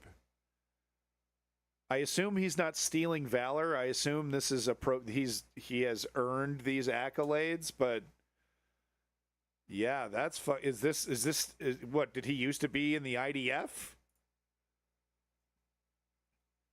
Wow. So yeah, this is the plan. This is the plan, folks. Nate Slayers, we're in a dictatorship. This is the solidification of that dictatorship that we're watching. It's panic mode. Be afraid. It's happening right now. It's happened. And this is the, we're still like we're in the car crash, and we're still in the phase of whoa, what the fuck just happened? We haven't even gotten out of the car yet to assess the damage. But we're in the phase, whoa, what the hell? We used to live in a democracy. There used to be rule of law. The Supreme Court used to make sensible decisions. Somewhat sensible decisions. So this is amazing.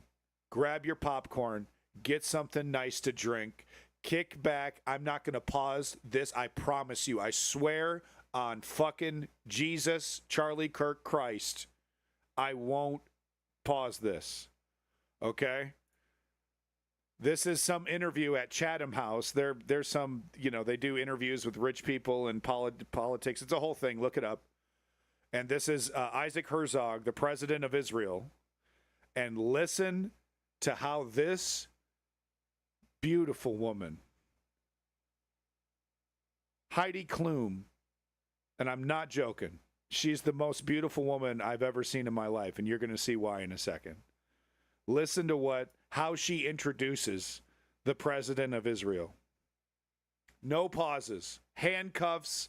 I'm tying him to the chair. Hit play. Shut up. He's been president of Israel since 2021.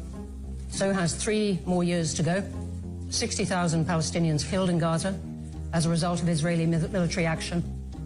Many of them apparently children. The UN-backed IPC saying last month it has confirmed famine and starvation in Gaza. Almost daily settler violence on the West Bank, with more settlements licensed by Israel's government. And last night, Israel's strikes against Qatar, criticized by many countries, including the US and UK. Qatar becomes the 7th country to be struck by Israel in the past year or so, along with Lebanon, Syria, Palestinian territories, Iran, Yemen, and Tunisia, including the aid flotilla. Facts. Just in the past few hours, Israel has conducted more strikes on the Yemeni capital. Facts. Many of these actions have in turn brought international condemnation and huge public protests. The UK, along with France, Belgium and Canada, is likely within weeks to recognise the Palestinian state. European Commission President Ursula von der Leyen used her State of the Union speech today to announced the European Commission will sanction extremist ministers and violent settlers and pause bilateral payments. Objective facts. President Herzog, we have a lot to talk about. Woo! How about that? He had to sit through that entire intro.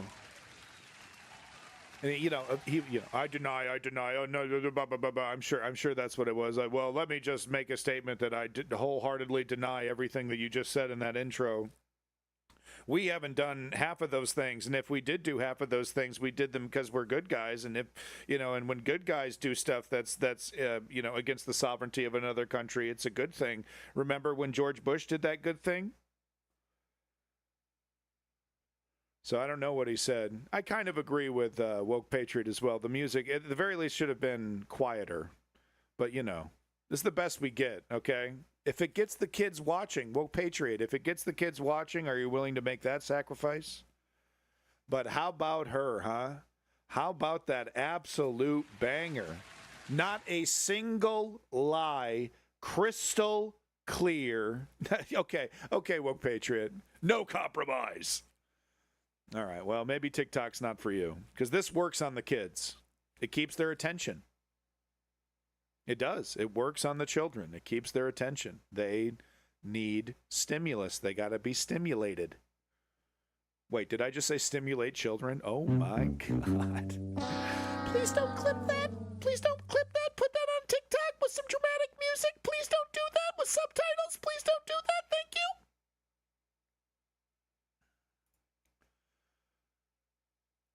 But he sat there and took that shit, huh? Yeah, no, I mean, well, that's probably what he did. Like, we don't, it would be nice to maybe get a little bit of the answer here, right? It sounds like a legit YouTube moment, yeah. It sounds like a legit Pokemon streamer moment, Minecraft streamer moment.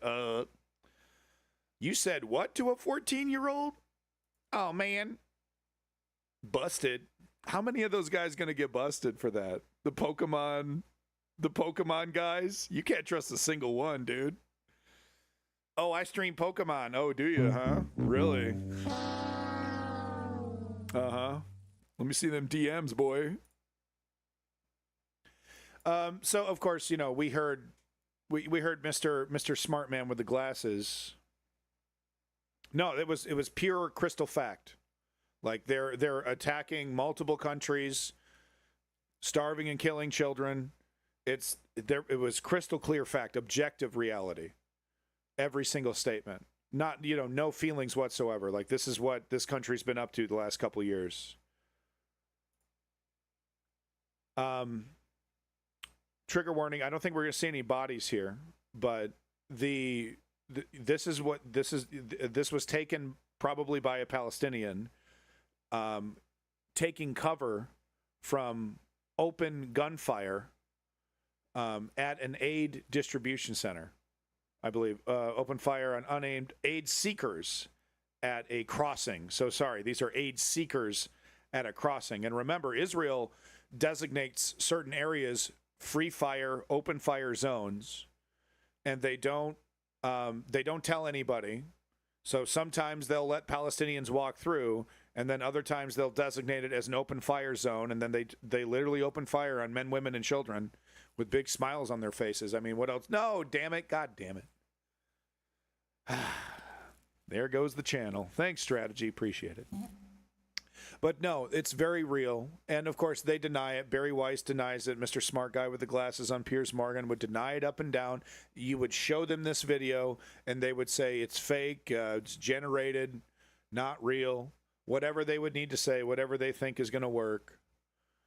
But here is what it feels like to be taking cover as an unarmed civilian trying to walk through your country.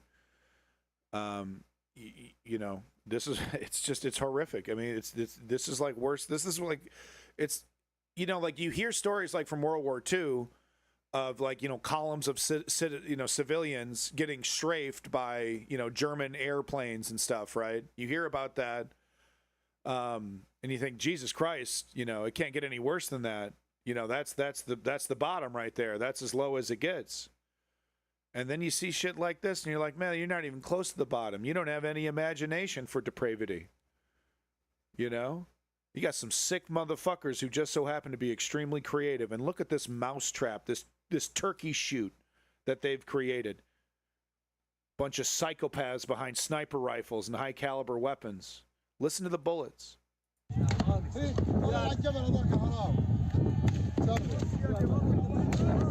These people are taking cover. Oh, they're just shooting in the air. They're just shooting in the air. No. There's similar footage you can see. Hopefully we don't see it in here. I'll blur it if we see it there. But you'll see people dropping dead. Okay? You'll see people fucking dropping dead because they're getting hit.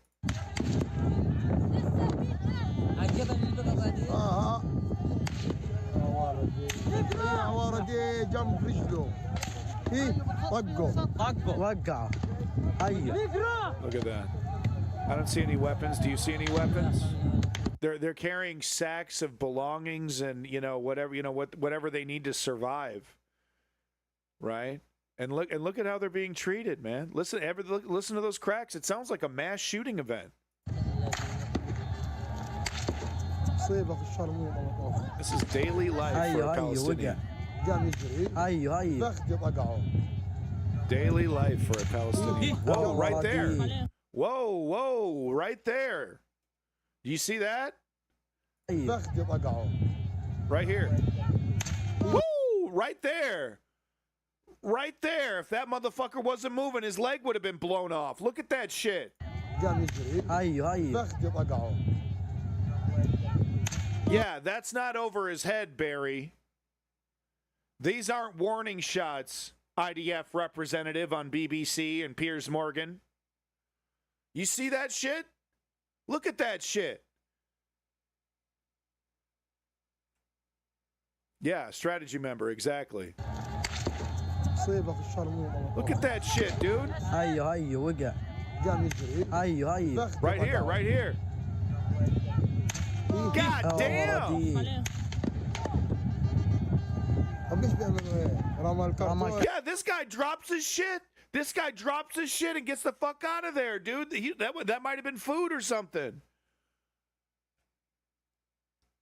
Yeah, white phosphorus and attacking their own civilians, for God's sakes. Oh!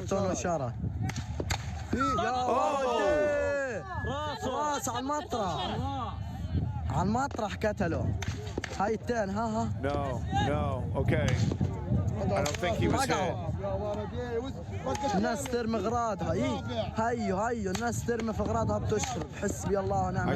I can't tell if people are getting hit or if they're just dropping their shit. Sorry about that.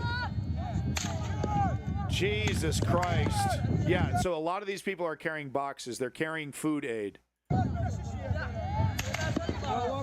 Jesus Christ, they don't stop. They just don't stop.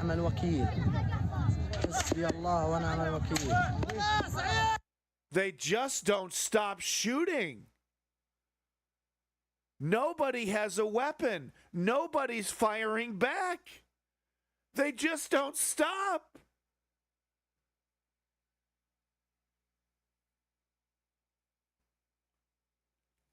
Well, thankfully, I think I blurred that part out. If you want to see the video more up close on your own, here's the link. That's horrific. It's a turkey shoot. It's a turkey. They're just shooting unarmed people. Out in the open. I've seen it. I've shown you the video of him just like, of one of them just like kicking back, ba ba ba ba ba ba ba ba ba ba ba ba ba ba ba ba. So they're just kicking back. They don't have to worry about return fire. They're just kicking back with scopes, ACOGs, stuff that makes your weapon incredibly accurate, and pow, ha ha ha, pow. Like fucking Auschwitz, man.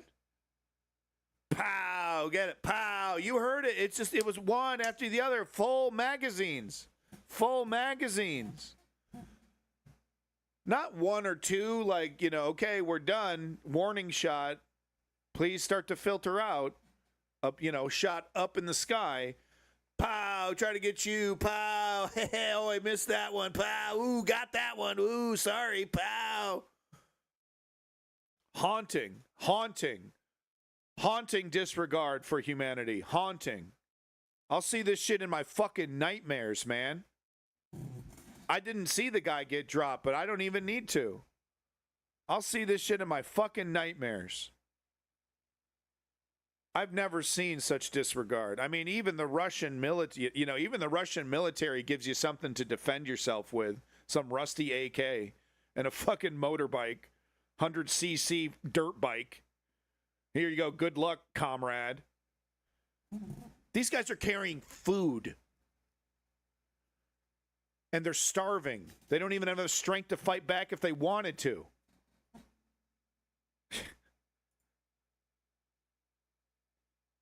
It's the bottom of the bottom. It's the lowest of the low. Moving on. Next story. This, create end the universe. This is a weird fucking subreddit with a lot of weird shit. Open-minded. Yeah, there's some weird shit there. They're definitely open-minded over there. But someone posted this, and I think I concur with the statement, because they're talking about some of the billionaires that, fully support Israel and have, made American politics unbearable for their own, political purposes.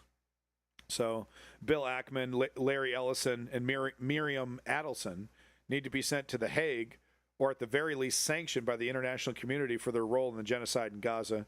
So here's what these freaks look like, just so you know. This is Miriam Adelson. She's the one that's currently pulling Trump's strings. She's the puppet master behind all the statements, anti-Gaza, anti-Palestinian statements. She's the one ensuring that Trump believes that wholeheartedly. She makes sure that she's the last one in the room and checkbook's always open.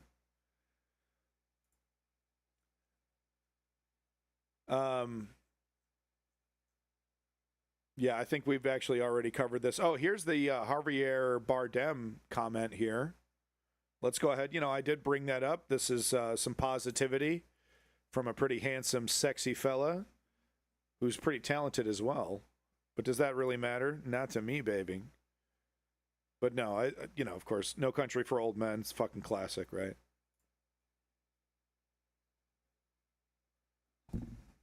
What the fuck is going on?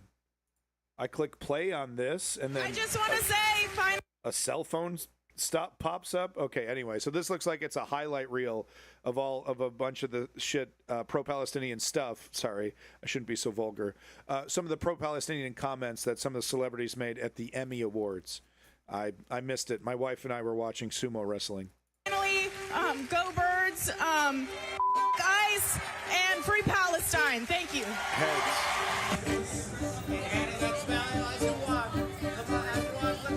Well, I thought it was important. Damn, she a fucking cutie. To talk about Palestine because it's an issue that's very dear to my heart. I have friends in Gaza who are working as frontline workers, as doctors right now in the north of Gaza to provide care for pregnant women and for school children to create schools in the refugee camps. I feel like it is my obligation as a Jewish person to distinguish Jews from the state of Israel because our religion and our culture is such an important and long-standing, basically like institution that is... She's trying desperately not to say Zionism bad. It's adorable. Really separate to this great. Sort of ethno-nationalist state. Right. She's doing great. You just got to talk about it more, and then the words will come easier. Once you just have a little bit more practice, she's doing great. Look at this. Hell yeah. Big pro-Gaza statements. That's what I'm talking about, Hollywood. At the end of August, IAGS, which is the International Association of Genocide Scholars, who focus on studying genocide, call it a genocide. And what we ask for is for commercial and diplomatic blockade and sanctions on Israel to stop the genocide. Free Palestine. Okay, so there you go. And looks like we had other celebrities as well. Excellent. All right, it's a start. Look, I'll take it. These vapid, pampered sons of bitches, they often get it way wrong. So when they get it right, you know, give them the thumbs up. It's like, you know, I feel it's like, you know, they've gotten enough accolade in their life because they deserve it. A lot of them are quite talented.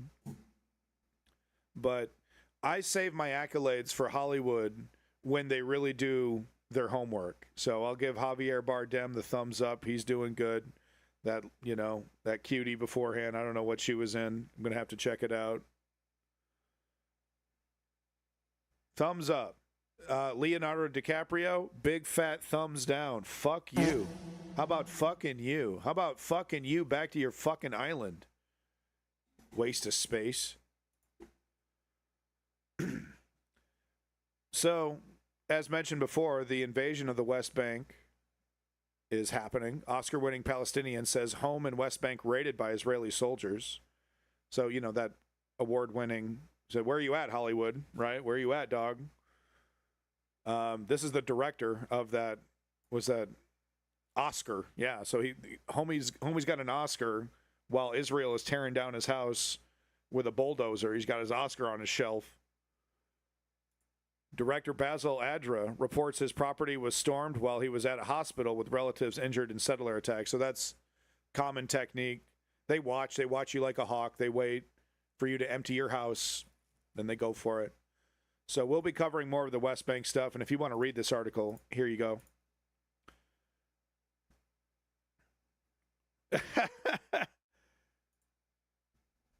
So check this out. This is a great little video. Look at some of these numbers. Look, this is AIPAC donations. This is how much money they take. We know this is real, but it's kind of interesting just to see how much, how much these guys take, right? And why they say what they say. It all makes perfect sense. You know, they're shameless. They don't care about human life here or abroad, quite frankly, right? They don't care about human life anywhere. They're nihilists, sociopaths. So it's like, hey, free money. Sure. Yeah, I don't care. I'll go to Trump Hotel in Palestine. I don't give a shit. God bless AIPAC. If this capital crumbled to the ground, the one thing that would remain is our commitment to our aid, our cooperation with Israel. Back, female. As long as I have the opportunity to serve in Congress, I'm going to make sure that aid continues in a strongly robust fashion, no conditions. For as long as I live. Look at this one. Yeah, we knew that shit was going to be high. Whoa, doggy.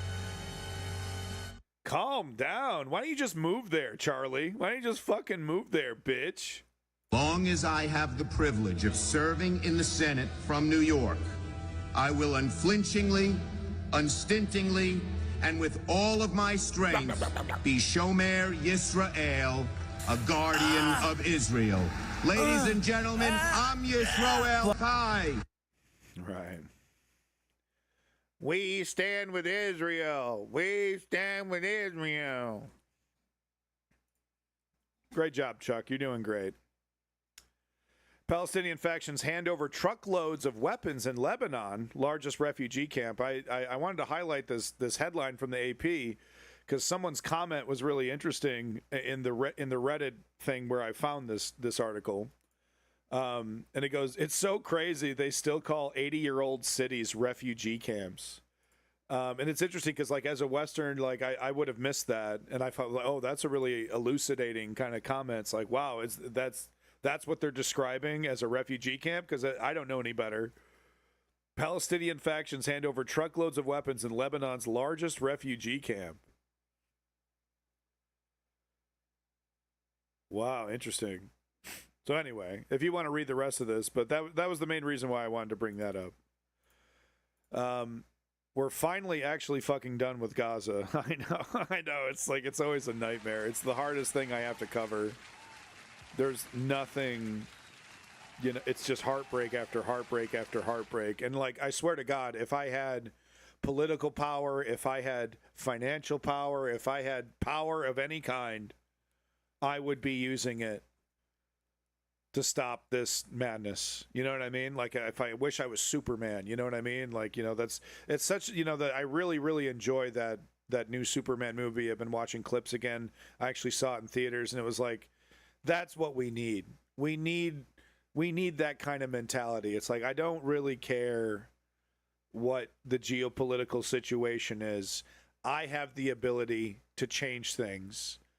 I'm going to save people's lives, and I'm going to change things.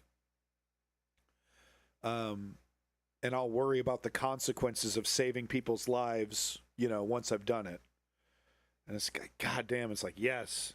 So I'm really stoked that James Gunn is a big success, and because he's got the right idea. I really feel like, I don't know if he's spoken out positive, in a positive way for Palestine, but I feel like if he hasn't, he definitely did so with Superman, because the analogs were very clear. The main villain was definitely giving me big BB vibes. I'll get a kick out of this link. All right, Rebel. Well, I trust you, bud. People are aroused. I haven't seen people. The aroused. Can someone get the hook, the big cane and the hook, and pull this fucking hack off the fucking stage? Where's like Binky the Clown, or what the hell is his name? Homie the Clown? These are references to the Apollo, right? The Apollo Theater. The big fucking comedic hook. I need to figure that out. I want a big Weekend at the Apollo hook and clown segment. Get off the stage, man. Get off the fucking stage, dude. People are aroused. I haven't seen people so aroused in a very, very long time. What did he say? People are aroused. I haven't seen people so aroused in a very, very long time. People are aroused. I haven't seen people so aroused in a very, very long time. What did he say? What did he say? Yeah, we're very aroused, Chuck. Who's the clown? Who's the clown from the Apollo Theater? Who's the clown?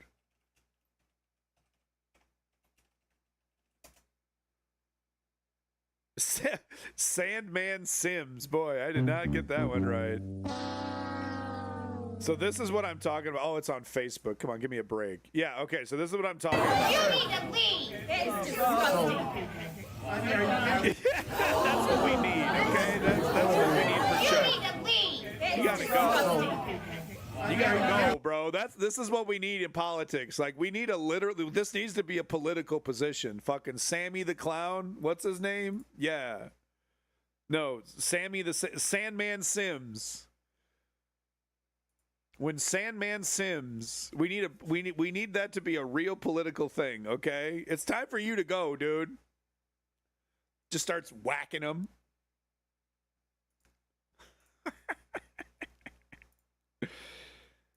We need that.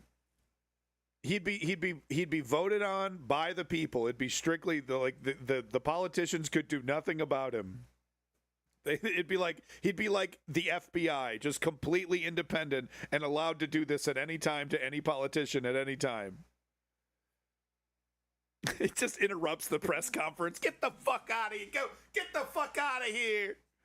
Yeah, it's like Bingo Boingo's trying to lie to the mic. Like, he's like sweating. Like, Fucking Sandman Sims comes in there. Hell yeah. Check the Onion news. Oh, yeah. Okay, that's right. You had those really good Onion posts. Sorry. Thank you for the reminder here. This is Charlie Kirk related here, but bombshell Wall Street Journal investigation finds Tyler Robinson once had trans Uber driver. Uh-oh. Uh-oh. Fine. Onion can have my cookies. Report, you to be fired for reading this headline about Charlie Kirk. It's not a joke, dude. It's not even a fucking joke, dude. It is literally not even a joke. It's wild. It's like I said though. This is a tentpole lie, just like January 6th was not Republicans, just like Stop the Steal. It's a tentpole lie, And you either believe it and you're part of the in group, or you don't believe it and you're part of the out group. This is how fascism works. And, you know, and it, because we have a lot of individuals that have like attached their identity to this political movement. So they're like, well, I guess the leftists did it. Yeah, you know, that's what they're all saying. I guess so.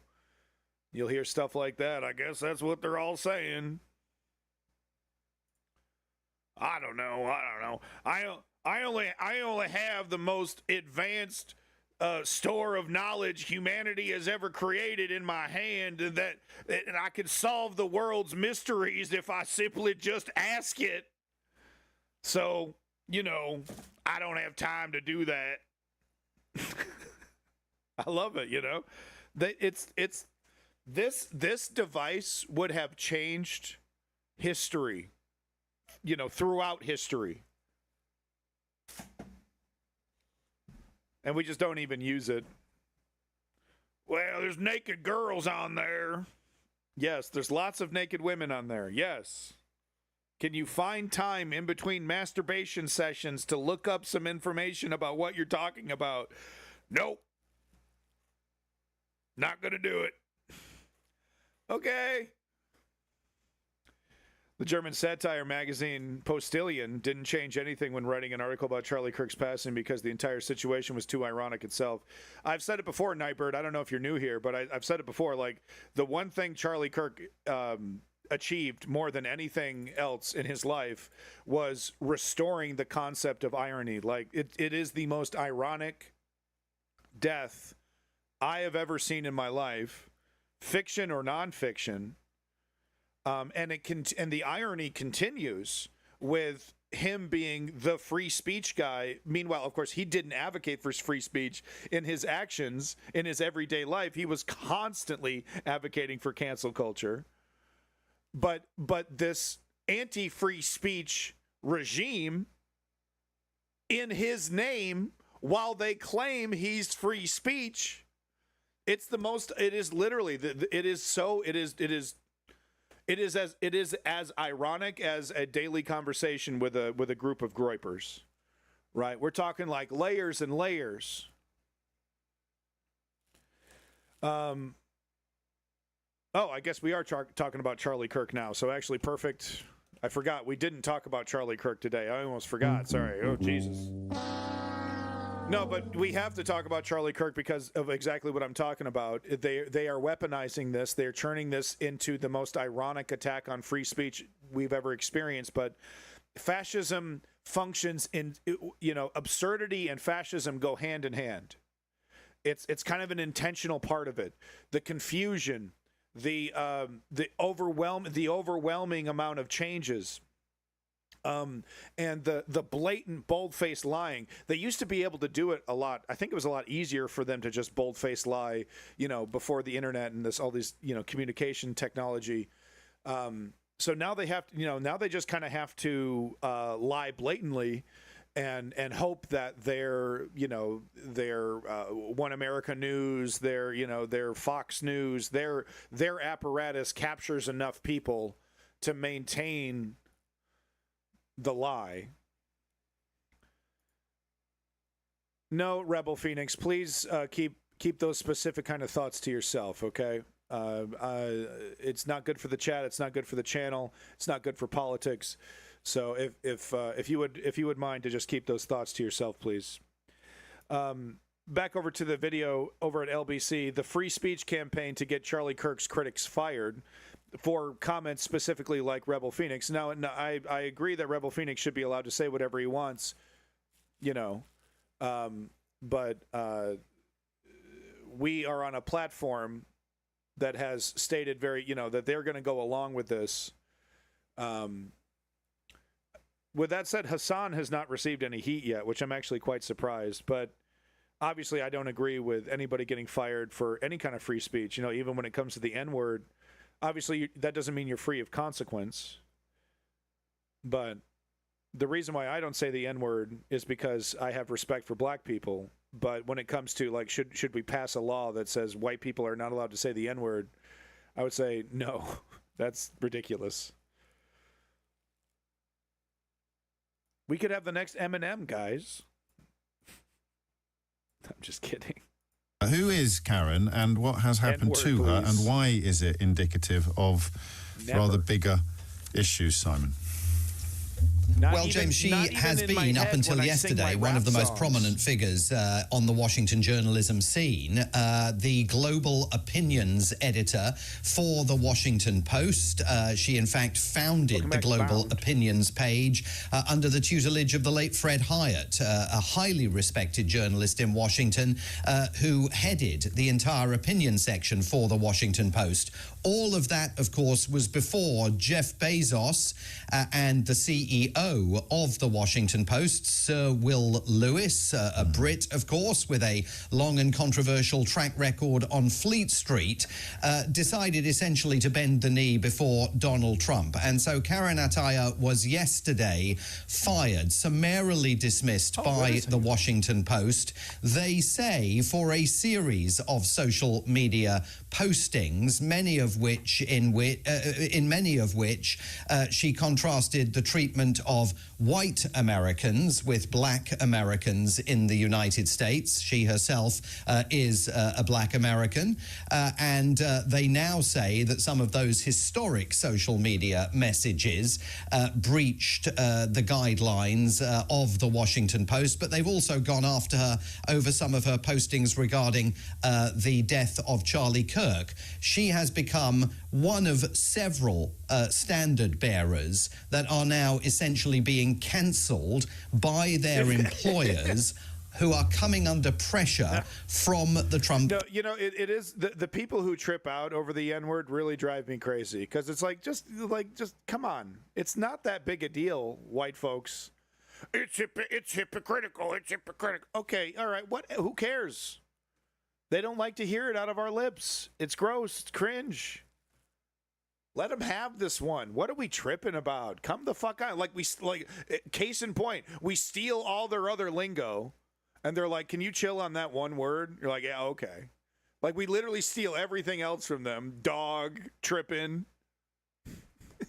We steal woke, and then we ruin it. Right? And they're like, can you just not with the N-word? That one's ours, please. It's a family heirloom. Like, no, I want to steal that one. I want that one too. Braids are from the Viking culture. Whatever. White people can have braids, like, but it just doesn't work. Okay, it was never sexy. People like, oh, Bo Derek, it was not sexy. It looked weird. It looked weird. But braids are not the N-word of hairdos, okay? They just don't work on white people for some reason. Okay? That's not the... Froze can work on white people. There's like, you got Justin Timberlake back in the early days. He was popping. Administration to brook not just Nightbird. No, I mean that's it's very true. No, he was a hypocrite. That's part and parcel with being right wing. But remember, we're left wing. We're better than these people. We're more moral than these people. So we need to just make sure that we keep it classy when it comes to advocating for political assassination. We just can't do it. And look, you don't have to mourn for the guy. I'm not telling you to do that. Unlike Cenk Uygur over here. Jesus Christ, the fucking sloppy blowjob for Charlie Kirk on TYT. I had to shut it off. So you don't have to mourn for the guy. Let's not get into the N-word debate. That's my fault. Sorry, no. I did it again, B-Ree. I did it again. I'm sorry. I was hoping you wouldn't have heard that. No, back to the subject, guys. No celebration of Charlie Kirk's assassination, but specifically any criticism of Charlie Kirk also is now leading to this crowd-sourced effort to oust employees from their places of work all over the country. And we're seeing thousands of people now falling victim to an effort by a political party that in the past has always insisted that cancel culture is a terrible thing, but now they're absolutely embracing it with a blunderbuss. So cancel culture is real, but it is essentially being undertaken on an extraordinary scale by people who, either exaggerated or completely lied about it. I mean, will these goobers ever start talking about crypto fascism and power levels and like how the right wing use lying and hypocrisy as a strategy to bamboozle and confuse people? Will these like so-called academic, these are supposed to be the smart guys, the adults in the room. Are they ever going to start, they're like, what's a groiper? I've never heard of a groiper. Like, I get it from a guy from the fucking UK. Okay, that's good. But the entire U.S. mainstream media apparatus is not prepared for crypto fascism at all. They're straight face saying the, hey, fascist catch, and all the other statements are left-wing progressive statements, anti-fascist statements. They're not prepared in the slightest to handle the intentional confusion, the intentional bamboozling of this conservative movement. And, are they ever going to fucking catch up? It's real purpose and introduction by people they perceive as the political enemy. How mild a criticism might jeopardize your job? How mild a criticism of the late Charlie Kirk might jeopardize your job in Donald Trump's America? Oh, big time. The difficulty with all of this is it depends on... If you work for Home Depot, you're fucked. If you work for Costco, you're probably okay. That's how it works. Like, does your company still independently respect some of the values of America? Or are they totally down for the fascist takeover?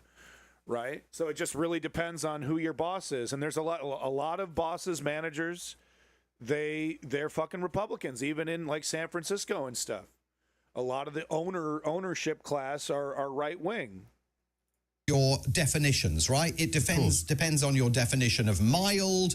It depends on your definition of celebrate. It depends on your definition of civility. Let's start by taking a listen to what Vice President J.D. Vance had to say yesterday. He was hosting the Charlie Kirk Show from the White House, a special edition of the webcast that the late conservative activist used to host on a daily basis. And he absolutely encouraged Charlie Kirk's admirers, followers, and Republicans all over the country to engage in acts of cancel culture. Take a listen. There is no unity. Look, man, what's it going to take to get the big J back down here? You know what I mean? Can he put up or shut up? How about we just, can we get to this rapture right now? Can we just hit the button on that? Did it already happen? And we're like, this is like no one, like he hit the rapture button and no one was pure enough to actually get raptured. So we just entered the fucking Antichrist phase with no one getting fucking raptured. Is that what happened? That'd be hilarious. That's actually a funny scenario. Clicks the rapture button, but we're all like porn addicted little deviants. None of us are pure. So it just goes right into the apocalypse phase.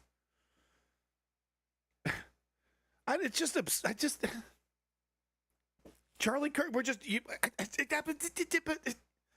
Age in acts of cancel culture. Take a listen. There is no unity with people who scream at shooting. children over their parents' politics. There is no unity with someone who lies about what Charlie Kirk said in order to excuse his murder. Now, we can obviously interrogate the argument that J.D. Vance advances that the Trump administration believes in civility because there are numerous examples available to us to demonstrate that, in fact, that is not the case. But let's look at concrete examples of people that have been that are coming under enormous pressure. Elizabeth Spears is a writer for The Nation magazine. Members of Congress are now threatening to strip the Ford Foundation, which funds The Nation magazine in part, of all of its federal funding because Ms. Spears authored an article headlined "Charlie Kirk's Legacy Deserves No Mourning." Note the careful use of the wording there. And she actually argues in the article that there is no requirement to take part in the whitewashing campaign of Charlie Kirk's legacy. There we go. That should be better, Blase. Sorry about that. Normally I do slow this down and then crank it up on the other side. and that makes it more palatable. Yeah, because he is kind of peeking that microphone, isn't he? And refusing to join in doesn't make anyone a bad person. We have seen other figures that have been facing termination of their employment. The Mayo Clinic, the revered Mayo Clinic, one of the world's leading medical institutions and, of course, research facilities, is being threatened with cuts in all federal funding by members. Nobody's going to lose your health care. Nobody's going to lose nothing. And then the reality is like, oh, you're mega super duper fucked. Lenny, welcome back. Hashtag more Lenny, folks. You know he had to show up over there from the south of Boston. The master of the yo-yo. It's your boy Lenny. Hey, Lenny, I wanted to ask, how is business? We don't have to get into details, of course, but how have the tariffs, started to really affect? Have you had to make any major pivots, or just wanted maybe just a little update on, how, as a business owner, you're navigating the current economic situation? Let us know, please. Welcome back, Simply Steve, as well. Of Congress. Tariffs are a major issue. I really hope you can make it through, because I don't want to see your, the legacy of your company, go away. I don't want to see that at all, man. So hopefully you guys are going to be able to weather through this. Because one employee of this vast healthcare system on social media responded to the appearance over the weekend by Charlie Kirk's widow when she first marked the death of her husband, I think on Thursday of last week, by putting a message on X describing her appearance as receiving the Academy Award nomination for Best Actress in a Faux Christian Role. Now, you may completely disagree with that. You may argue that it was deeply insensitive. But the notion that rises to the level of necessarily celebrating Charlie Kirk's assassination, and even, by the way, there is no evidence to produce that to show that celebrating Charlie Kirk's assassination, appalling though that obviously would be when it occurs, that may still be protected by America's First Amendment, the constitutional protection of free speech in this country. And many of these cases where people are being fired or being threatened with their jobs. That's right. He's that guy, guys. He's that guy. I know. We got a legitimate celebrity. He's so humble about it. I tell everybody, I'm the yo-yo guy. I'd wear like a crazy suit made of yo-yos. I don't know. I'd be so obnoxious about it. Lenny, he's so humble.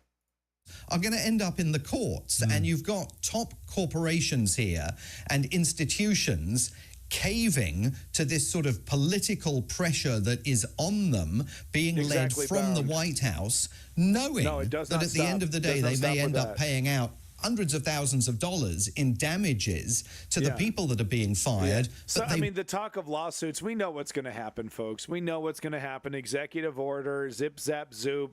Any lawsuits against these right-wing companies for their illegal firings, they're going to be taken care of. I'm the only guy wearing a suit playing with yo-yos. Have you seen the yo-yo competitions? Have you seen what these crazy kids are up to?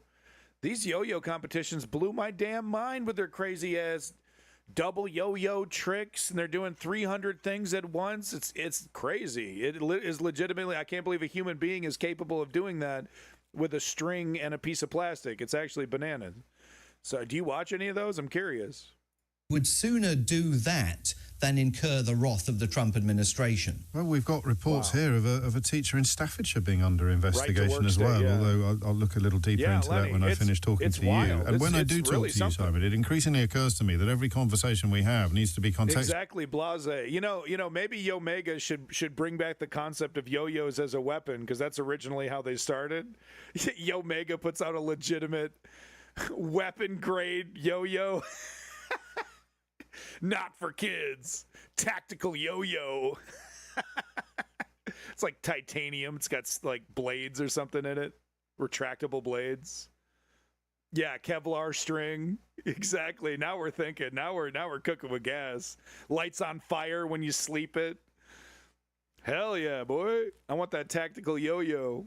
by the last 10 conversations that we've had, because a lot of what Donald Trump and his allies are undertaking is only possible because of the erosion of norms and the erosion of traditional protections and checks and balances. You wouldn't be able to essentially spout the sort of nonsense that J.D. Vance spouted during Donald Trump's first term, even after the assassination of an ally, of somebody like Charlie Kirk. It is a fear among your profession. The New York Times now being sued for $15 billion, which, as we would both know, is designed to frighten them when they are minded to tell the truth. There's no prospect of any libel settlement going the president's way. Lenny's over here writing the bit I don't get and never get and need context for is how they get away with it. So I find myself thinking of Alex Jones, a man who responded famously, infamously, to a school massacre by claiming that it wasn't true. By accusing the survivors and the parents of dead children of being liars.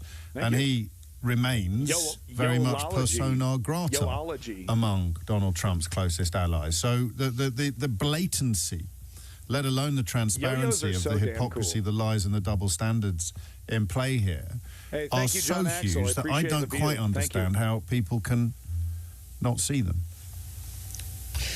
Well, it's also worth underscoring that long after Alex Jones started spouting those falsehoods about that elementary school massacre in Connecticut, Donald Trump was still a regular guest on Alex Jones's daily broadcasts. All right, so I have another video about this, whatever. I don't know. This conversation has lost my interest, but maybe I'm just not paying attention because I'm too busy thinking about yo-yos.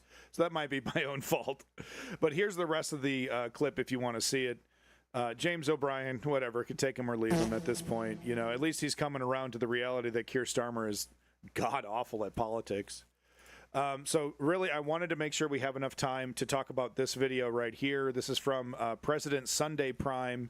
You might have seen this guy before. This is, he kind of just does a voiceover with this thing here.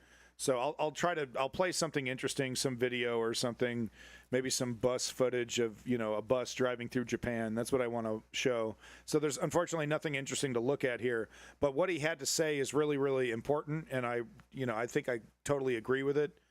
At least for the first half, I got through about half of it, but I'm like, this is good stuff. I really want to play this for the stream and talk about it because I think he's right on the money, at least so far.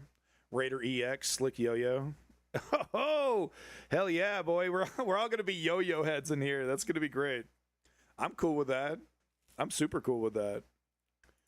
But I'm also god-awful with the yo-yo. I can go up, I can go down, and I can sleep it and, walk the dog. And then I can zip it back.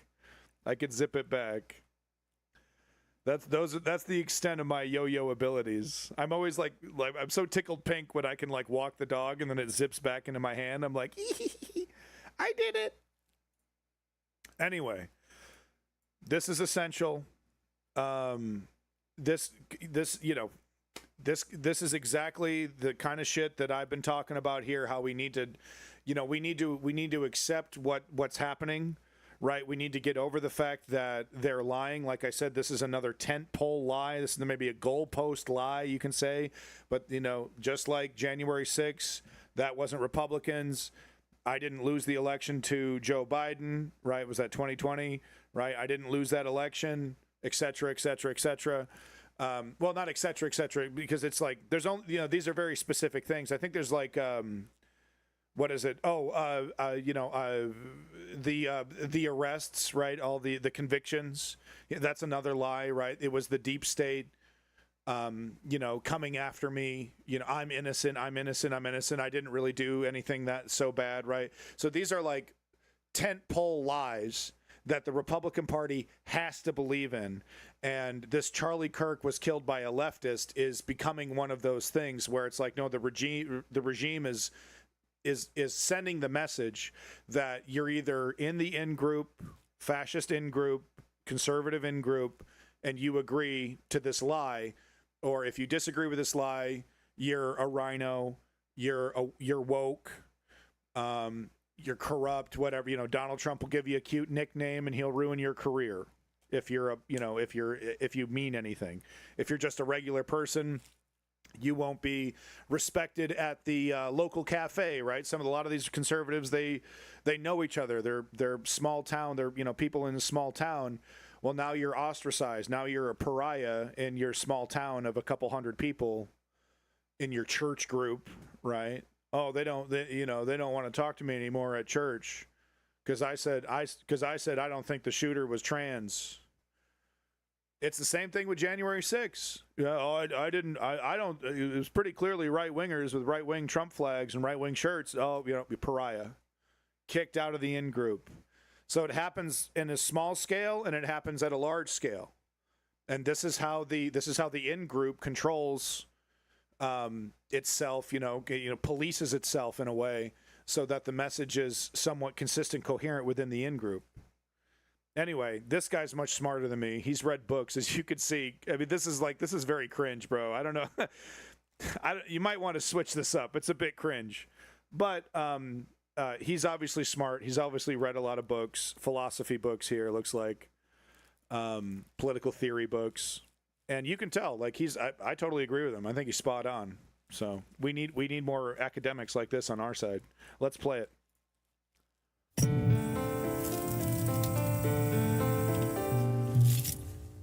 Hello, everyone. Yeah, woke patriot. In the wake of the murder of Charlie Kirk, a lot of leftists and liberals have been starting to experience the real-world consequences for toxic speech online that the right used to complain about roughly a decade ago.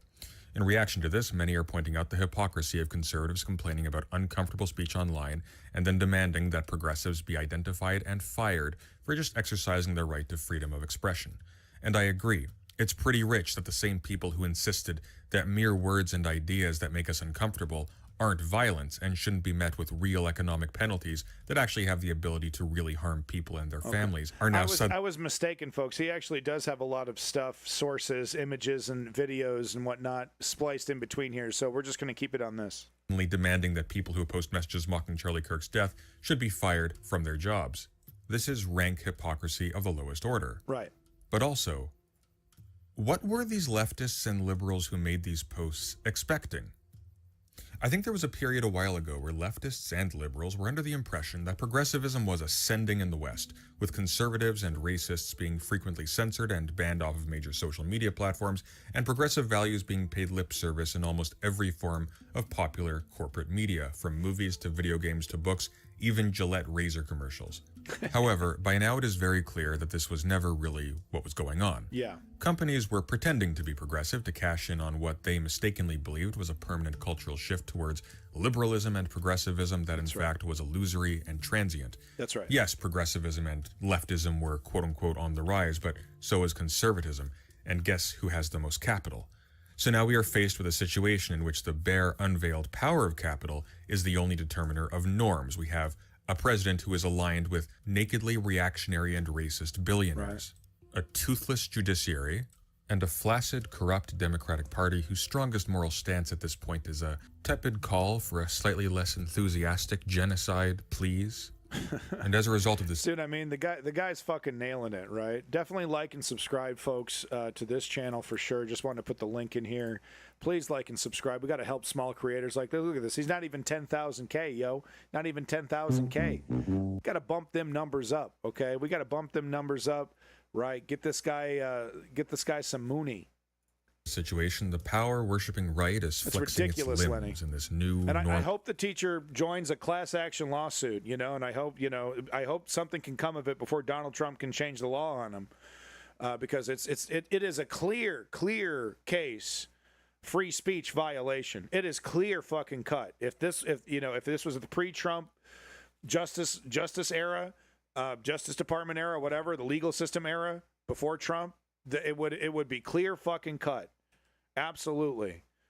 Because like a company can fire you for denigrating, I think, the company, for talking shit about the company.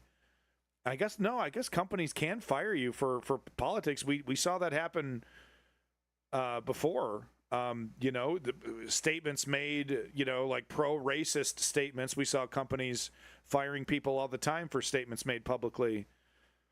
Maybe it isn't clear cut. Maybe I'm wrong about that. Fuck, man. Maybe they can just shit can you depending on what you say in a public space for any reason. I think they can do that. Fuck me. That sucks. And as a result of this situation, the power-worshipping right is flexing its limbs in this new, normless, lawless world, and leftists and liberals are completely shell-shocked by the rank hypocrisy. A lot. I mean, Joe Biden is a bumbling, dementia-filled Alzheimer's, corrupt tyrant who should honestly be put in prison and or given the death penalty for his crimes against America. The naked, shameless 180-degree turn by the right on all of the supposed values and principles they asserted back when they didn't hold all of the cards. And now that they do and leftists and liberals are powerless, they're lashing out. Wildly. They're reacting to the Charlie Kirk assassination with posts celebrating his death, as they have been encouraged to do so by big leftist influencers for a long time now. This makes them big strong. And then when these big strong grave dancers end up being reported to their bosses or to their coworkers and end up losing their livelihoods, they get very upset and start decrying the hypocrisy of the right.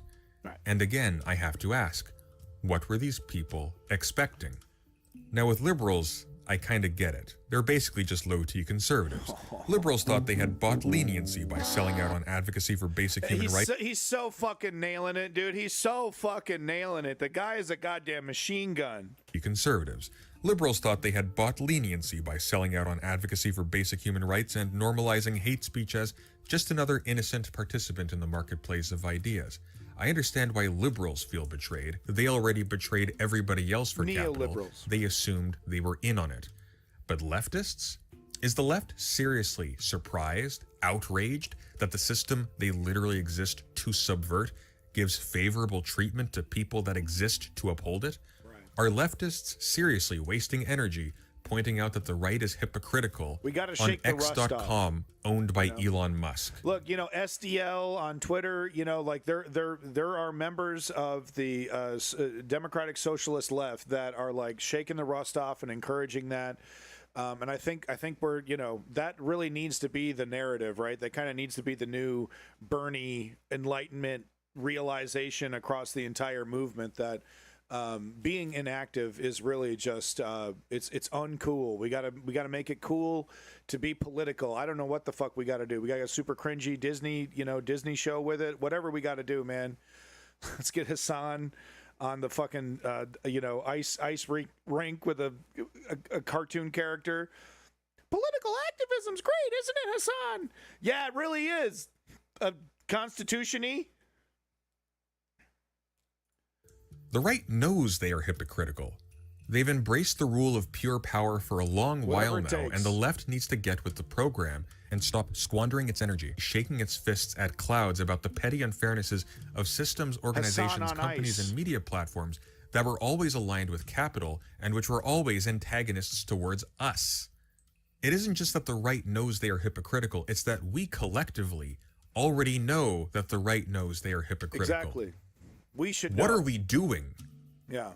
Similarly, I see people constantly arguing about whether Charlie Kirk's... Don't take offense. A lot of the regulators in the chat are following the three-step program. What we are talking about are liberals, and they still exist, liberals, leftists, progressives, socialists, that are still making excuses for not following the three-step program, okay? So, if you're thinking this guy's talking about you, remember, ask yourselves, am I following the three-step program?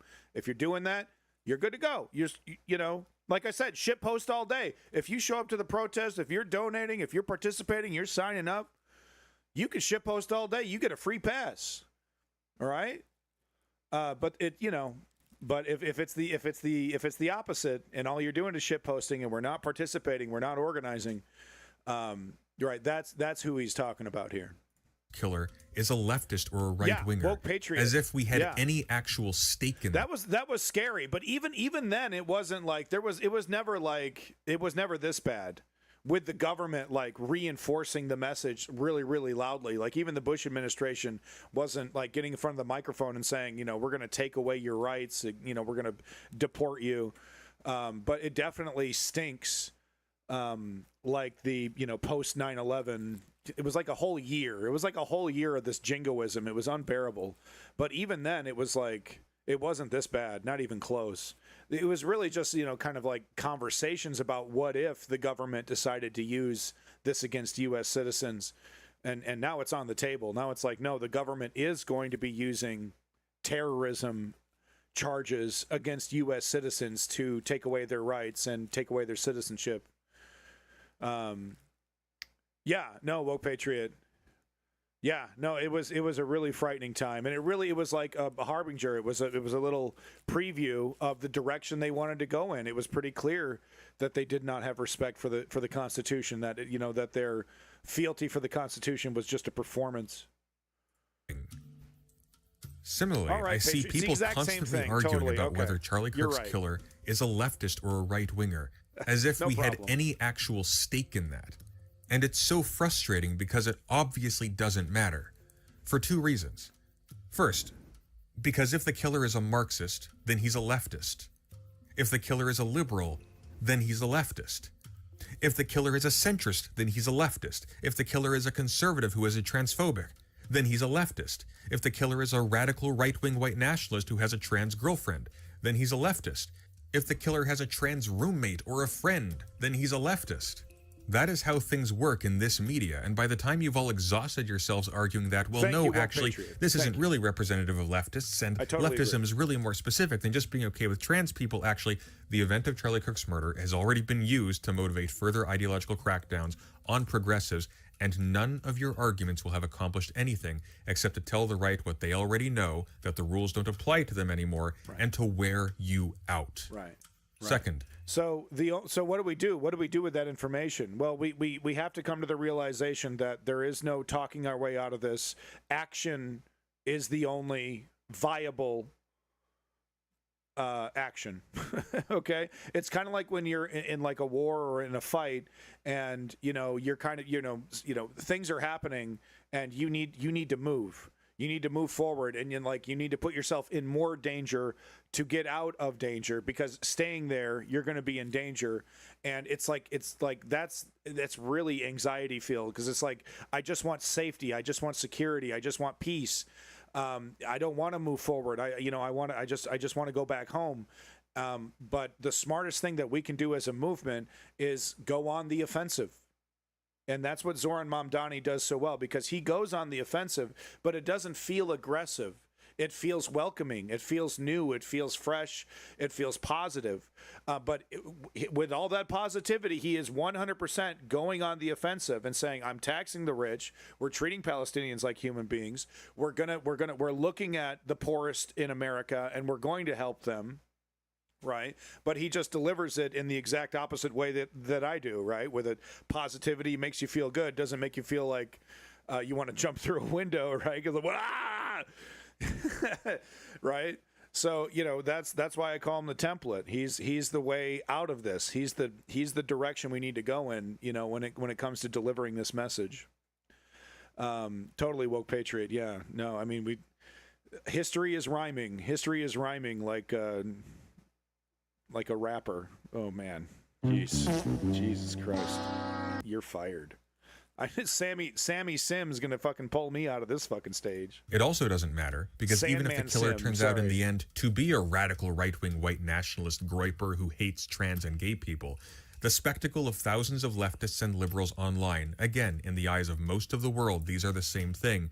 Dancing on Charlie Kirk's grave means that conservatives have the rhetorical right of way to declare that even if the killer was a right-wing nutjob, the left is so eager to endorse what that nutjob did, he may as well represent their values anyway. Yeah. And I can't stress this enough, the general population does not recognize any difference between liberals and leftists. Yes. Destiny, Stephen Bennell II, currently in court for sharing intimate videos of other streamers without their permission with a minor, just made himself look like an absolute monstrous fool on Piers Morgan while being called by everyone on the panel a leftist. Mean? Yeah. Oh, no.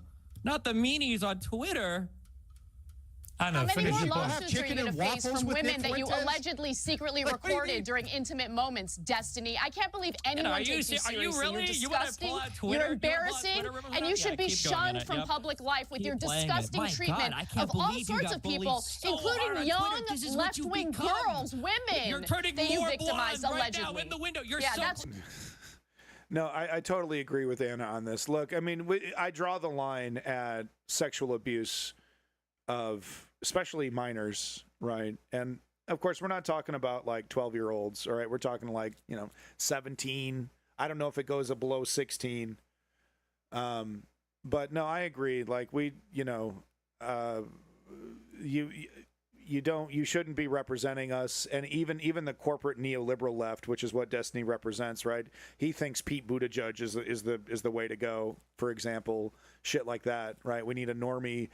Who's that pro-Israeli guy that Kamala Harris almost picked as her VP before she picked Tim Walz?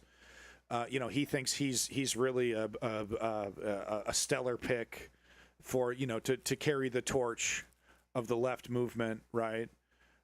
Josh Shapiro, yeah, that's the name. Thank you, Absolute Zero, right? An absolute sellout, total neoliberal clown, But that's perfectly fine to be wrong about that.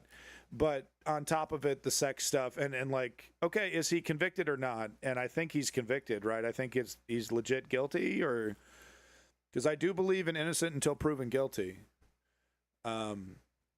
But if convicted and found guilty, I agree with Anna that he really shouldn't be, part of normal leftist discourse. I think that's a bit of a joke. But if he's not convicted yet, maybe we should hold off. I don't know. You're like 2 shades away from being a Fox News host, Anna. You embarrass the left. You're the type of person who pushes people away from the left. So close, Make sure you understand that. You're embarrassing. And did he correct the record? No. Despite the... I love that. I love watching that with this little Raycon sponsorship jacket. That's adorable. Take a fucking shower and comb your hair, okay, if you're going to go on TV, Destiny. Make sure you understand that. You're embarrassing. And did he correct the record? No. Despite the fact that he's a neoliberal who infamously purged all of his leftist audience when they were critical of him playing footsie with Lauren Southern and Nick Fuentes. Okay. We've had community purges before, guys. All right? Not even mad about this one. Looking at the pushback on the sub on whether or not we label somebody a particular thing has solidified that opinion for me. Yeah. You think I'm bad with the band hammer? You think I'm petty with the band hammer? Destiny is the king. Destiny is the fucking emperor of the universe of petty banning. I don't even come close. I don't even come molestiny. Damn. If there were posts and it was like, Nick believes this and that, I think this would qualify him for this word. And that was like everything. It'd be like, oh, okay, that makes sense. But when the vast majority of posts are like, why would you call him this fucking word? He just won't do it anymore. Why don't you just fucking call him nutty? He just fucking call him a fucking word. It's like, that's okay. Different people do things for different reasons. But if you're one of those people, I don't want you interacting with my community or posting my community because I think that your mindset is toxic. Right. And I don't want to see it, and I don't want my people exposed to it. Yeah, I don't want my people exposed to progressive ideas. Heaven forbid. Heaven forbid we challenge the neoliberal establishment. No, guys, Nancy Pelosi and Hakeem Jeffries, they got it all figured out. Okay, you're just not a serious political person. I'm not as bad as Destiny is generally a bad way of thinking. Well, I mean, he's, is it? I'm not as bad as Destiny. I mean, that's a good thing, isn't it, Blase? I guess you're like, maybe shoot higher. Is that what you're saying? Like maybe get have a higher rate. Well, I'm not as bad as a total sex pest scumbag. Yeah, I meant a way to justify things. Yeah. Welcome back, Promethean. Notice, even with quote unquote actual leftists. Promethean, I'm curious why you don't like this guy, because honestly, this guy has been fucking dropping bombs, dude. He's been absolutely. Is it the arrogant? I'm smarter than you. I've read more than you. Is it the arrogance that you're not a big fan of? Because I could get that. Like the style is a little kind of. I'm smarter than you. Like look at the image. This is what you use to represent yourself. But if you've done the work, if you've read all these books, and you actually not just read them, but you actually understand the philosophies and you can comment on them like that, you do deserve to brag about that if you've done the actual academic work. All of the big leftist figureheads who endorsed reckless, violent ideation in public against conservatives are all suddenly very quiet. They're all suddenly so subdued. If anything, many of the most prominent are using the opportunity to virtue signal about how terrible they think what happened to Kirk is. Hassan Piker's op-ed in the New York Times was a bit of a genius stroke in this regard, shining a light on all of the ways in which Charlie Kirk's own positions contributed to the kind of violence that he himself ended up a victim of while maintaining the humanity of the victim and of Hassan Piker, who was able to make himself stand out by not cackling like a demon over Charlie Kirk's death. Yeah. Nonetheless, the fact better than remains. them. Those leftists closest to Capitol are either getting real quiet or they're using the opportunity to signal to Capitol that despite their opinions on the surface, they can be trusted to play within the lines. To quote from Jean Baudrillard. Well, I mean, honestly, Promethean, I only recently, I'll admit that, I've only recently started watching this individual's videos, and I'm pretty goddamn impressed, and I gotta say, it's pretty goddamn substantive. So yeah, maybe there was a tone shift here, because I'm not getting drama farm. I'm getting like, there's a real emergency and we should take it seriously. Here's my critical analysis of the political situation vibes. Quote. Okay, so he hasn't masturbated in front of any women into a potted plant. Okay, good. All right, excellent. If one envisions the entire cycle of any act or event in a system where linear continuity and dialectical polarity no longer exist, in a field unhinged by simulation, all determination evaporates. Every act is terminated at the end of the cycle, having benefited everyone and having been scattered in all directions. It's over there. Is any given bombing in Italy the work of leftist extremists, or extreme right provocation, or a centrist mise-en-scene to discredit all extreme terrorists and to shore up its own failing power?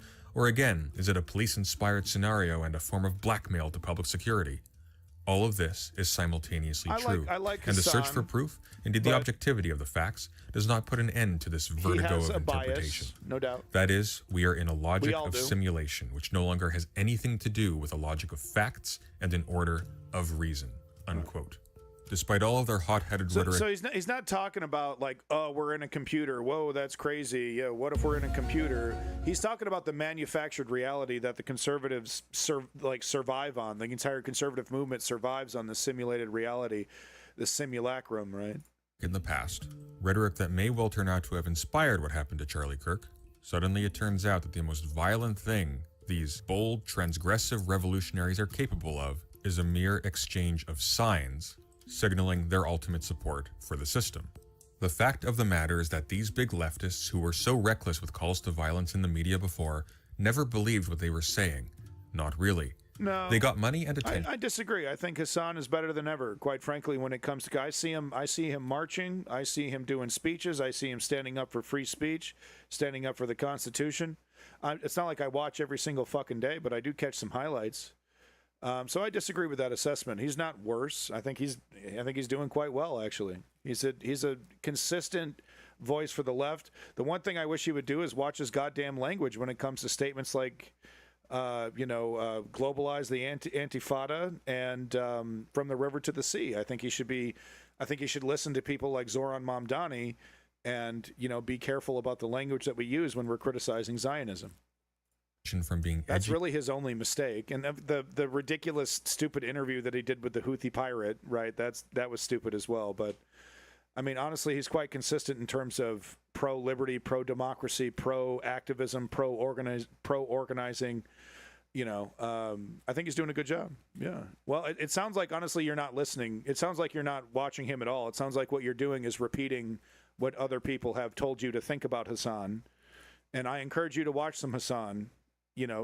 Choke it down. I know it is hard to watch sometimes. Whoa, bro, crazy. Whoa, everything crazy. Whoa, dude, crazy. He says crazy 100 times. I say it too, but I mean, he really says it. So choke it down and see how wrong you are, because I do think he's actually been quite consistent on saying the things that democratic socialists believed in. And transgressive on their Twitch and YouTube channels from the safety of their bedrooms. But notice how as soon as something happens for real that can put their incomes at risk, that can put their access to these platforms at risk, how quickly they pose as moderates who would never endorse something so terrible as what happened to Charlie Kirk. And notice, none of these figures will lift a finger to help their viewers who followed their example and have now had their lives completely uprooted. No, of course not. Even the most extreme have been dead silent. This is a great place to highlight Bad Empanada in particular. Everybody. Bad Empanada, who has expressed seething jealousy at Hassan. I love how we shits on Bad Empanada as well, because like I want to like this guy, but talk about drama farmer. I mean, it's pretty clear that he intentionally says no ginger ale. It's pretty clear to me that he intentionally says incredibly inflammatory things. And I don't know if he does it intentionally to get the left, to make the left look bad, or he's just kind of a lunkhead. But either way, I don't find him a good messenger for democratic socialism. Access to the New York Times has, unlike Hassan. Yeah, Promethean, like I said, I've heard this guy say, I've watched a few of his videos. It's like, yeah, that's pretty good. But then I've seen some other clips. I've seen some other things that he says, and it's like, oh, that's counterproductive. That's not how the democratic socialist movement wins. That's not how progressives win in U.S. politics. You don't use these kind of strategies, Explicitly encouraged his viewers to engage in stochastic terrorism before the killing of Charlie Kirk. Here. And if there is something that you should preach, it's that these people are ultimately fucking useless, and you're gonna have to do shit yourself. No. Yeah, here's the thing. We are better. He's like, oh, yeah. He's got the look like, I mean, literally, what is this? I said something edgy. We should use violence to get for our politics. We're better than they are. And to the bad empanadas in the world that are itching to get into a fight, don't you fucking worry. The violence will come to us. Even if we are 100% nonviolent, they're going to bring the violence to us. So don't you fucking worry. Get in the streets, get protesting, and the violence will come right to you. We don't need to incite anything. It's going to come right to our doorstep. If you want to get bowdy, you want to get violent, you want to taste that tear gas and get hit with a billy club, get arrested. But if you think we're going to win, if you think the left movement in the United States is going to win against fascism by preempting violence? What, like the Weathermen? What, like the anarchists from like hundreds of years ago? It doesn't work. Look at this. I mean, absolute clownery. Look at this absolute fucking memery. Where's the clown nose? Bright idea I just came up with. The left should utilize violence. Gotcha. Clown nose level, dude. Amateur hour. I understand. Mario's brother? You're right. What? After the killing of Charlie making Kirk, a Luigi however, reference. Bad Right? Empanada Yeah, locked down his subreddit and posted to YouTube trying to pose as the mature voice of reason who doesn't think violent rhetoric gets us anywhere. Oh, please. Notice how as soon as something real happens and their gravy trains are suddenly in danger, all of these superficial pseudo-leftist hacks pretending to be brave, edgy revolutionaries who don't fear no censors and speak truth to power are suddenly deafeningly Dane, it sounds like you're one of these no regulations on guns freaks. Do you disagree that we should have any regulations on weapons in the United States, including the weapon that's predominantly used? Yeah, I figured as much. Okay, thank you so much for your time, sir. I don't really have an interest in having you around, so bye-bye. I'm European. We should oh, wait. Okay, I'm such a jackass. I'm such an asshole. I'm sorry. I should read. Look at me. Look at me. I'm embarrassed. I'm completely embarrassed. I'll restore you in the restream chat. I'm sorry. quiet. I know. I'm a fucking mess. I deserve your ridicule. I deserve this. Suddenly so timid. I'm fixing you. Hold on. Leftists who follow these people need to wake up and smell the roses. We were never winning. Not in any definitive sense. Not in the sense that would justify the kind of arrogance and presumption that we've been demonstrating for so long. And we need to stop acting in stupid ways that make us appear I think you're back. evil, or at least uniquely evil. Some right, of you have some zero. nasty You're right. demons crawling around You're inside. Right, dude. Charlie Kirk got shot and he's dead. And creating a situation in which the power... So when these guys are saying the entire left, this represents the entire left, this is what they're talking about. Random schmucks streaming to like 3 people getting clip chimped, right? Could you imagine like Barack Obama, you know, over here hanging out in my mansion, celebrating Charlie Kirk, right? You know, it's like, so this is all they got. random weirdos in their Obama. We got to do it. Random weirdos. Obama. Random weirdos in their fucking kitchen celebrating citizens, exercising their free speech rights. Not. How do we know this woman's a leftist? Does she even organize? Does she represent the left in any way? Charlie Kirk got shot and he's dead. And creating a situation in which the powers that be have full cultural sanction to persecute and silence us. We need to come to terms with... Yeah, that's right. You better agree with me or else I'm going to ban you. You better watch out. You better agree with me. I'm so pathetic. I'm sorry. I am truly sorry. Fact that the rules of the game are unfair and slanted against us. To be honest, I'm kind of baffled this needs to be said. This should be obvious. If things were fair, there wouldn't need to be a left, would there? Yeah. No. Yeah. We need to start playing smart. Great point. If you absolutely must spend your energy online, then by all means, use it to speak truth to power, point out hypocrisy, point out the right's cruelty, point out the liberals' cruelty and complicity too. But it's not enough. But take the 10 goddamn minutes it takes to think of a way to do it that doesn't help falsely incriminate other people while achieving nothing. Totally. Bluntly, in my honest opinion, it would be better for most of you to give up on arguing online altogether. I think it's a trap. I think it gets us swept up into toxic, terminally online monocultures that only serve as a liability for our real-world resources, for our ability to function and live and to organize in the real world. For the left, the internet should be a tool for educating and for networking. None of these things are achievable on Twitter or Blue Sky right now.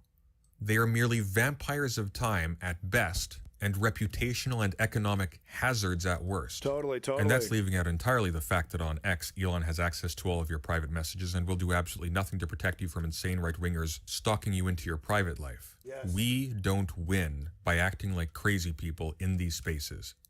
We win by offering something new, which we can't do if we are exhausting ourselves screaming bloody murder in spaces that have already incorporated our outrage into their business models. Follow the three-step program. The challenge to the left right now is to figure out how to divest from these platforms and from the pseudo-leftist online cults of personality that have functioned for too long as a mechanism for domesticating leftist energy. No, ironically, chumps like me, right? The personalities, political personalities like me. And this is why I say, like, the three-step program is like, you need to empower yourself, right? We got to inform yourselves.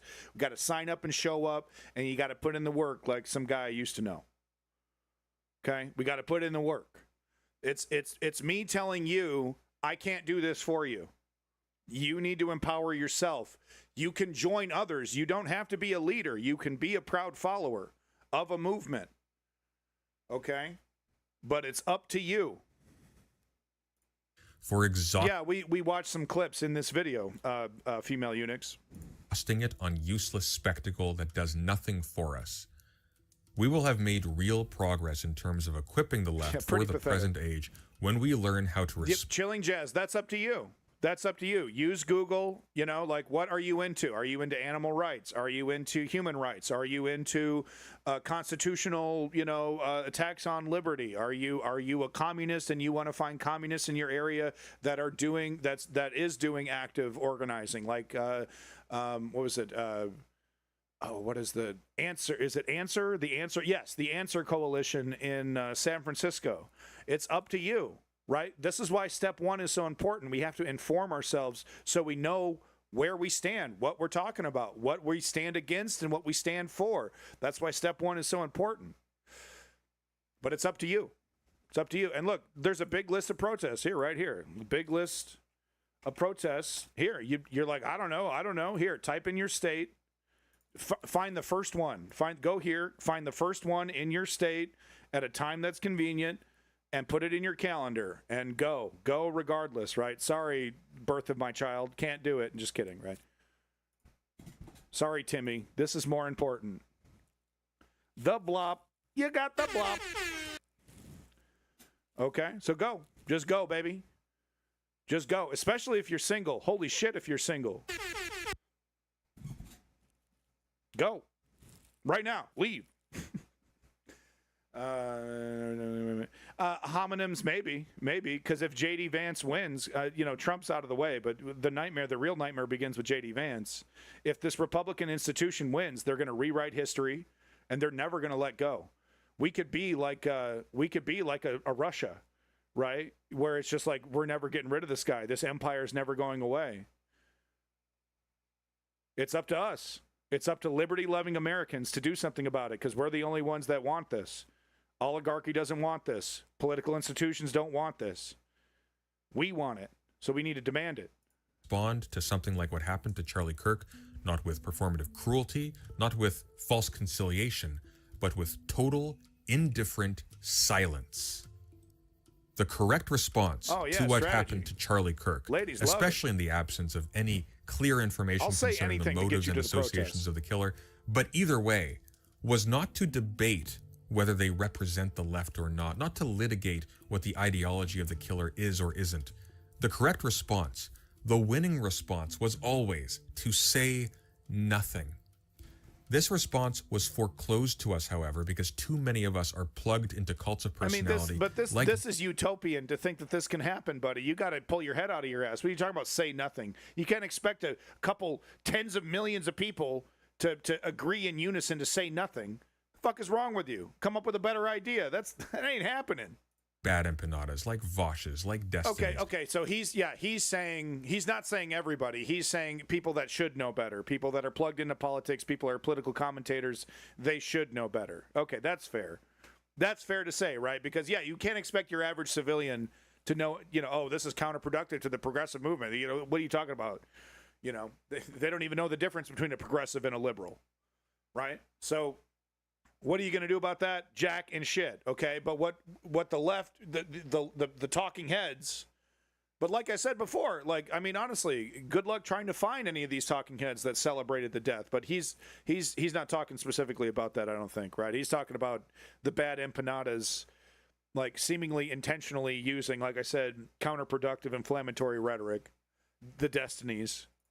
So that even if now, for this issue, the people at the centers of these little personality cults have suddenly found their capacity for moderating their message. So many people have been trained to expect approval for dancing on the graves of their enemies on social media that the left, which effectively lacks any real identity or substance at this point in time, can be easily represented as homogeneously bloodthirsty and lacking in values or even the capacity for empathy. Characteristics that make it so that nobody wants to be around us. And that is how we lose. Power is all about connections, not cynical bridges built between media figures trying to leech off each other's clout, but real connections between people. People have to want the left to win. Right now, the mainstream would probably select Gavin Newsom or Pete Buttigieg. Progressive socialists, of course, would like an AOC. We can't do Zoran Mamdani, so that's my 2028 predictions right there. Chilling Jazz. Mainstream is going to pick Gavin or Pete Buttigieg, or maybe a Josh Shapiro. God help us. The progressives are going to want an AOC or a candidate like Zoran Mamdani. There's that guy named Graham something. He hasn't even won, but people are really liking him. He's a good middle of the road, conservative guy, but I don't think gay people are monsters kind of dude. But obviously the mainstream, the DNC, they're going to use every trick in the book, every ounce of their power to fight against any kind of AOC candidacy. They're going to insist on a Gavin Newsom, et cetera, et cetera. It's the only way to win. It's the only way to win. Same old story. So I think that's my current prediction of the 2028 elections. If we even get there, man, because like the midterms are going to show everybody that these are a joke. Because I think we're going to be shocked by the midterms and the amount of theft, the amount of corruption we see from the midterm elections. We might not even make it to a legit, martial law. We're not even going to do elections. We're not even going to try to embarrass ourselves like the midterms and obviously steal it. We're just going to avoid elections altogether. I don't know though, because there's value, as you can see in Russia and China. There's value for dictatorships to do a pretend election and let people pretend like they're changing things. So I'm sure Trump and that fascist regime understands the value of people thinking that they have a choice, thinking that they participated in a democracy, and like pretending that there's a mandate. There's a lot of value to that. So I don't think they're going to give that up. Before it can. That is the great game. And yeah, the right breaks its own standards all the time. It's really unfair. Get over it. There are no consolation prizes for losing with the right opinions, for being consistent and still being 100%, trammeled. Lenny. We either win or we die, and right now we are losing big time. Big time. It's time we started acting like we were serious and exercising some deliberation and prudence with what we do and say. Yes. So to start with... No, and I totally agree with this message. We have to understand we're players in this game, and I'm not talking about civilians. I'm talking about pundits and the like, organizers, politicians. We're players in this game, and we got to start playing it correctly. Our survival is at stake. As a movement. What about Waltz? He doesn't have the sack. He doesn't have the sack to challenge the neoliberal establishment enough to push his way, above Gavin Newsom. He's like, oh, Gavin Newsom's my buddy. Gavin Newsom's my friend. He doesn't have the sack to say Gavin Newsom is a wildly corrupt failure, and Donald Trump will have a fucking field day with his candidacy, right? The right wing are going to have a field day with his candidacy, but Tim Walz doesn't have the fucking sack to challenge that, Oh, can I be your VP? If he's lucky, he might get VP, but he doesn't have the guts, the chutzpah to push Gavin out of the way. So, no. I'm just going to say it outright. Unplug from X. Unplug from Blue Sky. Unplug from Twitch and YouTube. By all means, make use of these platforms to connect with people to build networks of support, but don't waste your time. Boo! Boo, there's only one valuable thing on Twitch. It's me. How dare he didn't mention me? He doesn't even know about the News Underground. Boo! Can you believe this guy? Ignore Twitch and YouTube, but I'm on Twitch and YouTube. Doesn't he know? Boo! This guy. Welcome back, German cow. Abuse other members to make up for their lack of power in real life. Don't spend time on Reddit. AOC as VP is a really great idea, so the neoliberal establishment would fight tooth and nail to never do it. So Reddit, effort posting to get your favorite streamer to maybe possibly not be so anti-intellectual and incurious, and to maybe read some theory or something like it would matter if they did. Good luck with These that. platforms are aligned with capital. These figureheads are also aligned with capital. And you are their fuel to be burned, regardless of their political branding. And if you ever find yourself overwhelmed by the impulse to make a spectacle of cheering for some atrocity online, either because you think the victim deserved it or because of something they said or did, I strongly advise you to turn off your computer and go outside. I agree. And as always, thank you for listening. That was great. And take care. That was great. It's good shit. Like and subscribe, folks. I like it. Look, I don't know about his past, but his future's looking good to me. That was spot on. Totally agree with the message. Rating rookie. Uh-oh. We got a rating rookie over here. Now's not a good time to raid me as I am ending the stream. And I have to answer a question, though, real quick. Have a question. Okay. Uh-oh. It's never good. Rando comes in immediately, says, hey, I got a question. It's never good. Never a good sign. What's your question, Mr. Rookie? Let's get this one out of the way, then I'll answer your question about Bernie Sanders. You know the thing I went to, What is a Woman? Yeah, the fake news documentary by Matt Walsh. Yeah. Yes.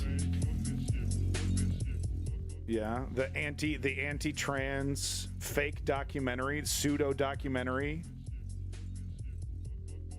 Yeah. Okay, I think we know where this is going, folks. I think we know where this is going. We're gonna just go ahead and ignore this individual, or time them out and ban them if they say another stupid fucking thing. Thank you. Please leave. There's the fucking door. Don't let the fucking hit. Don't let the door hit you on the way out, jackass.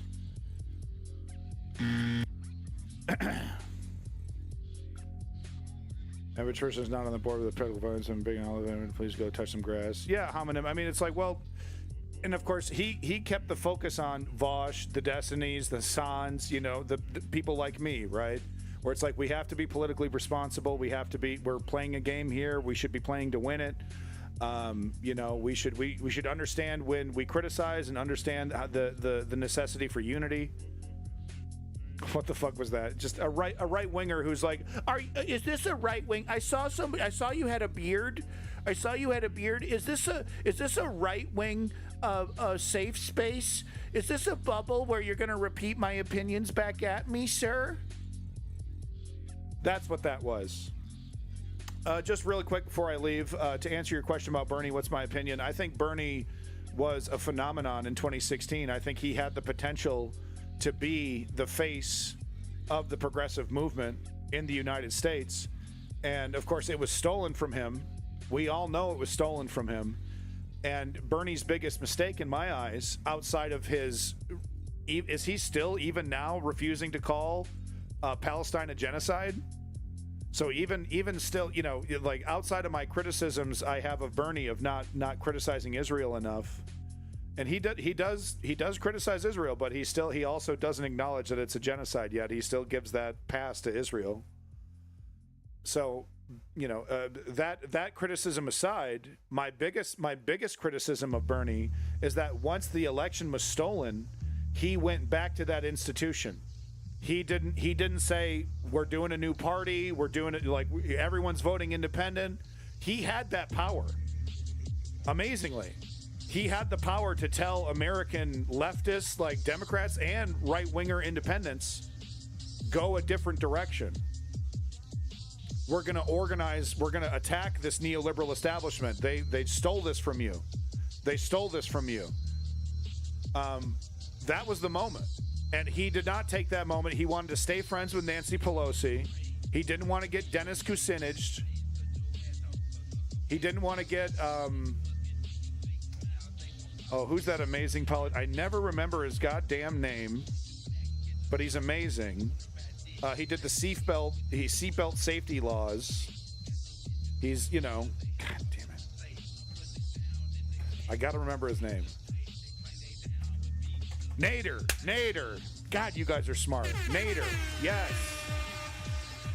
Ralph Nader. Bernie didn't want to get Ralph Nadered. He didn't want to get Ralph Nadered, right? He didn't want to become a pariah within the neoliberal establishment. He's buddy with Elizabeth Warren, the bitch that lied about you, about raping her, basically. Oh, he's a sexist. He said something that made me uncomfortable. Bernie, I think you called me a liar.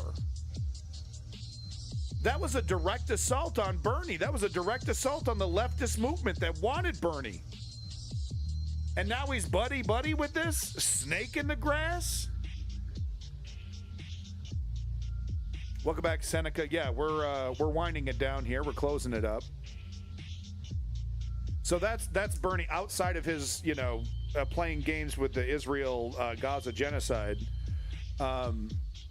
His failure to break away from the neoliberal establishment, and him, like, you know, he made that decision. He said, you know, I'm because if he went that decision, he would have been all the media interviews, that would have slowed way down.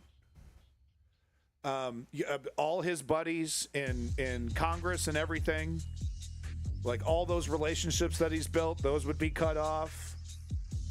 Right? If he started calling out Nancy Pelosi needs to be primaried, Hakeem Jeffries needs to step down and resign. Like if he started saying that shit, the entire establishment would be like, nope. Ralph Nader, bring out the Nader Gator, the Nader Gator. I don't know.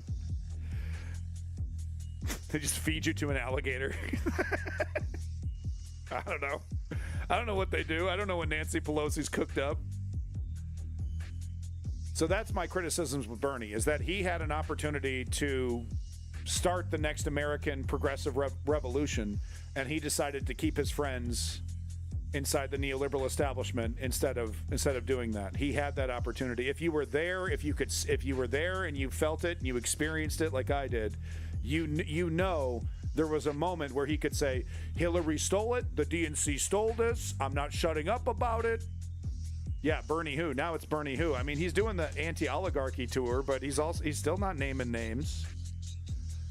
For 4 years during Biden, he was like, Joe Biden's great, I don't understand the criticism.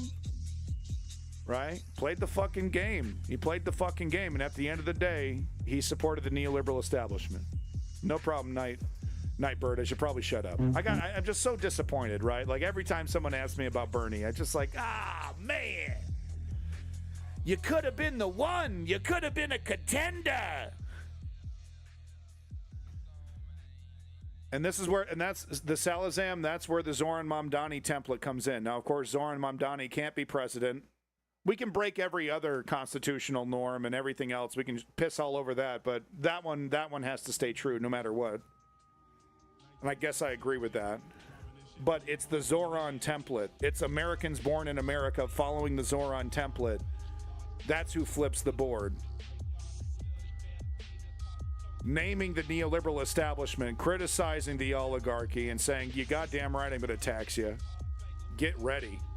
Bend over.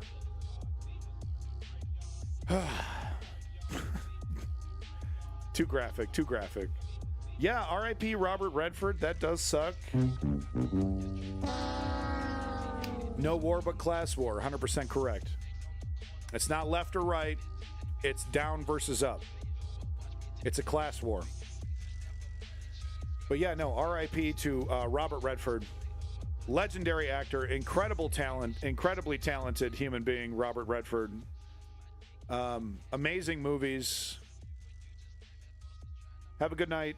Nightbird, have a good one. Thank you so much. R.I.P. Robert Redford. All right, folks, big props to every single one of you in the chat. Woke Patriot, Lenny, all you OGs, the Salazam. Make sure you're checking out yomega.com. Get you your yo-yos. Hashtag more Lenny. Click follow on that Lenny if you know what's good for you. Big props to Nightbird, Simply Steve, Rebel Phoenix, Markov Ramus, Seneca Athena, your girl Female Eunuchs up in this motherfucker. German Cow JJ, big props. B-Ree, number one in the chat. B-Ree, first one in here, last one out. B-Ree. Homonyms, big props to homonyms. Rating Rookie, how about you suck it, bitch? Rating Rookie. Wah. Are you right, Minger? Are you like my buddy Asmund Gold? Strategy member up in this motherfucker. Big props to strategy member for the contributions in the Discord and everybody else that contributes to the Discord. Thank you for that. The Dane, Dild the Dane. Sorry about our miscommunication before. I was being a triggered bitch. I take it back. You seem like a pretty cool dude. Big props to you. Discord, oh, you want the Discord? We got the Discords right here. Hold on one second. That link doesn't work anymore because I'm an idiot. I don't know how to fix that. I do know how to fix it, but I'm too lazy. Let's be clear about the reality. I lied. I do know how to fix it, but I don't because I'm lazy. There's the link. Simply Steve. Big props to Simply Steve. Homonyms, if I haven't already. Big props to you. Thank you so much, Homonym. Lovely to see everybody in the chat. All you OGs, the regulators. You know what's up. You know why we're here. Nonviolent, direct political action. It doesn't mean shit unless we get out there and do something about it. How do we do that? It's a simple 3-step program. Step 1, we inform ourselves. Step 2, we sign up and show up. And step 3, we put in the work like some guy I used to know. Take care of yourself. Peace in that motherfucking Middle East and glory to the Ukrainian democracy. God help us all. Abandon nihilism, folks. Abandon nihilism.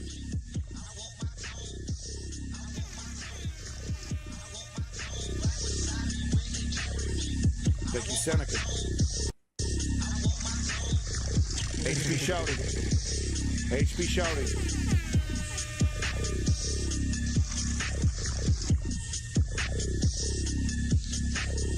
Get ready to drop this shit like this, man. Y'all check this dope shit out.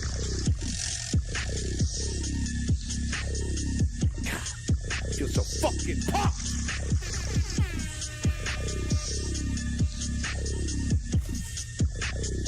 queso.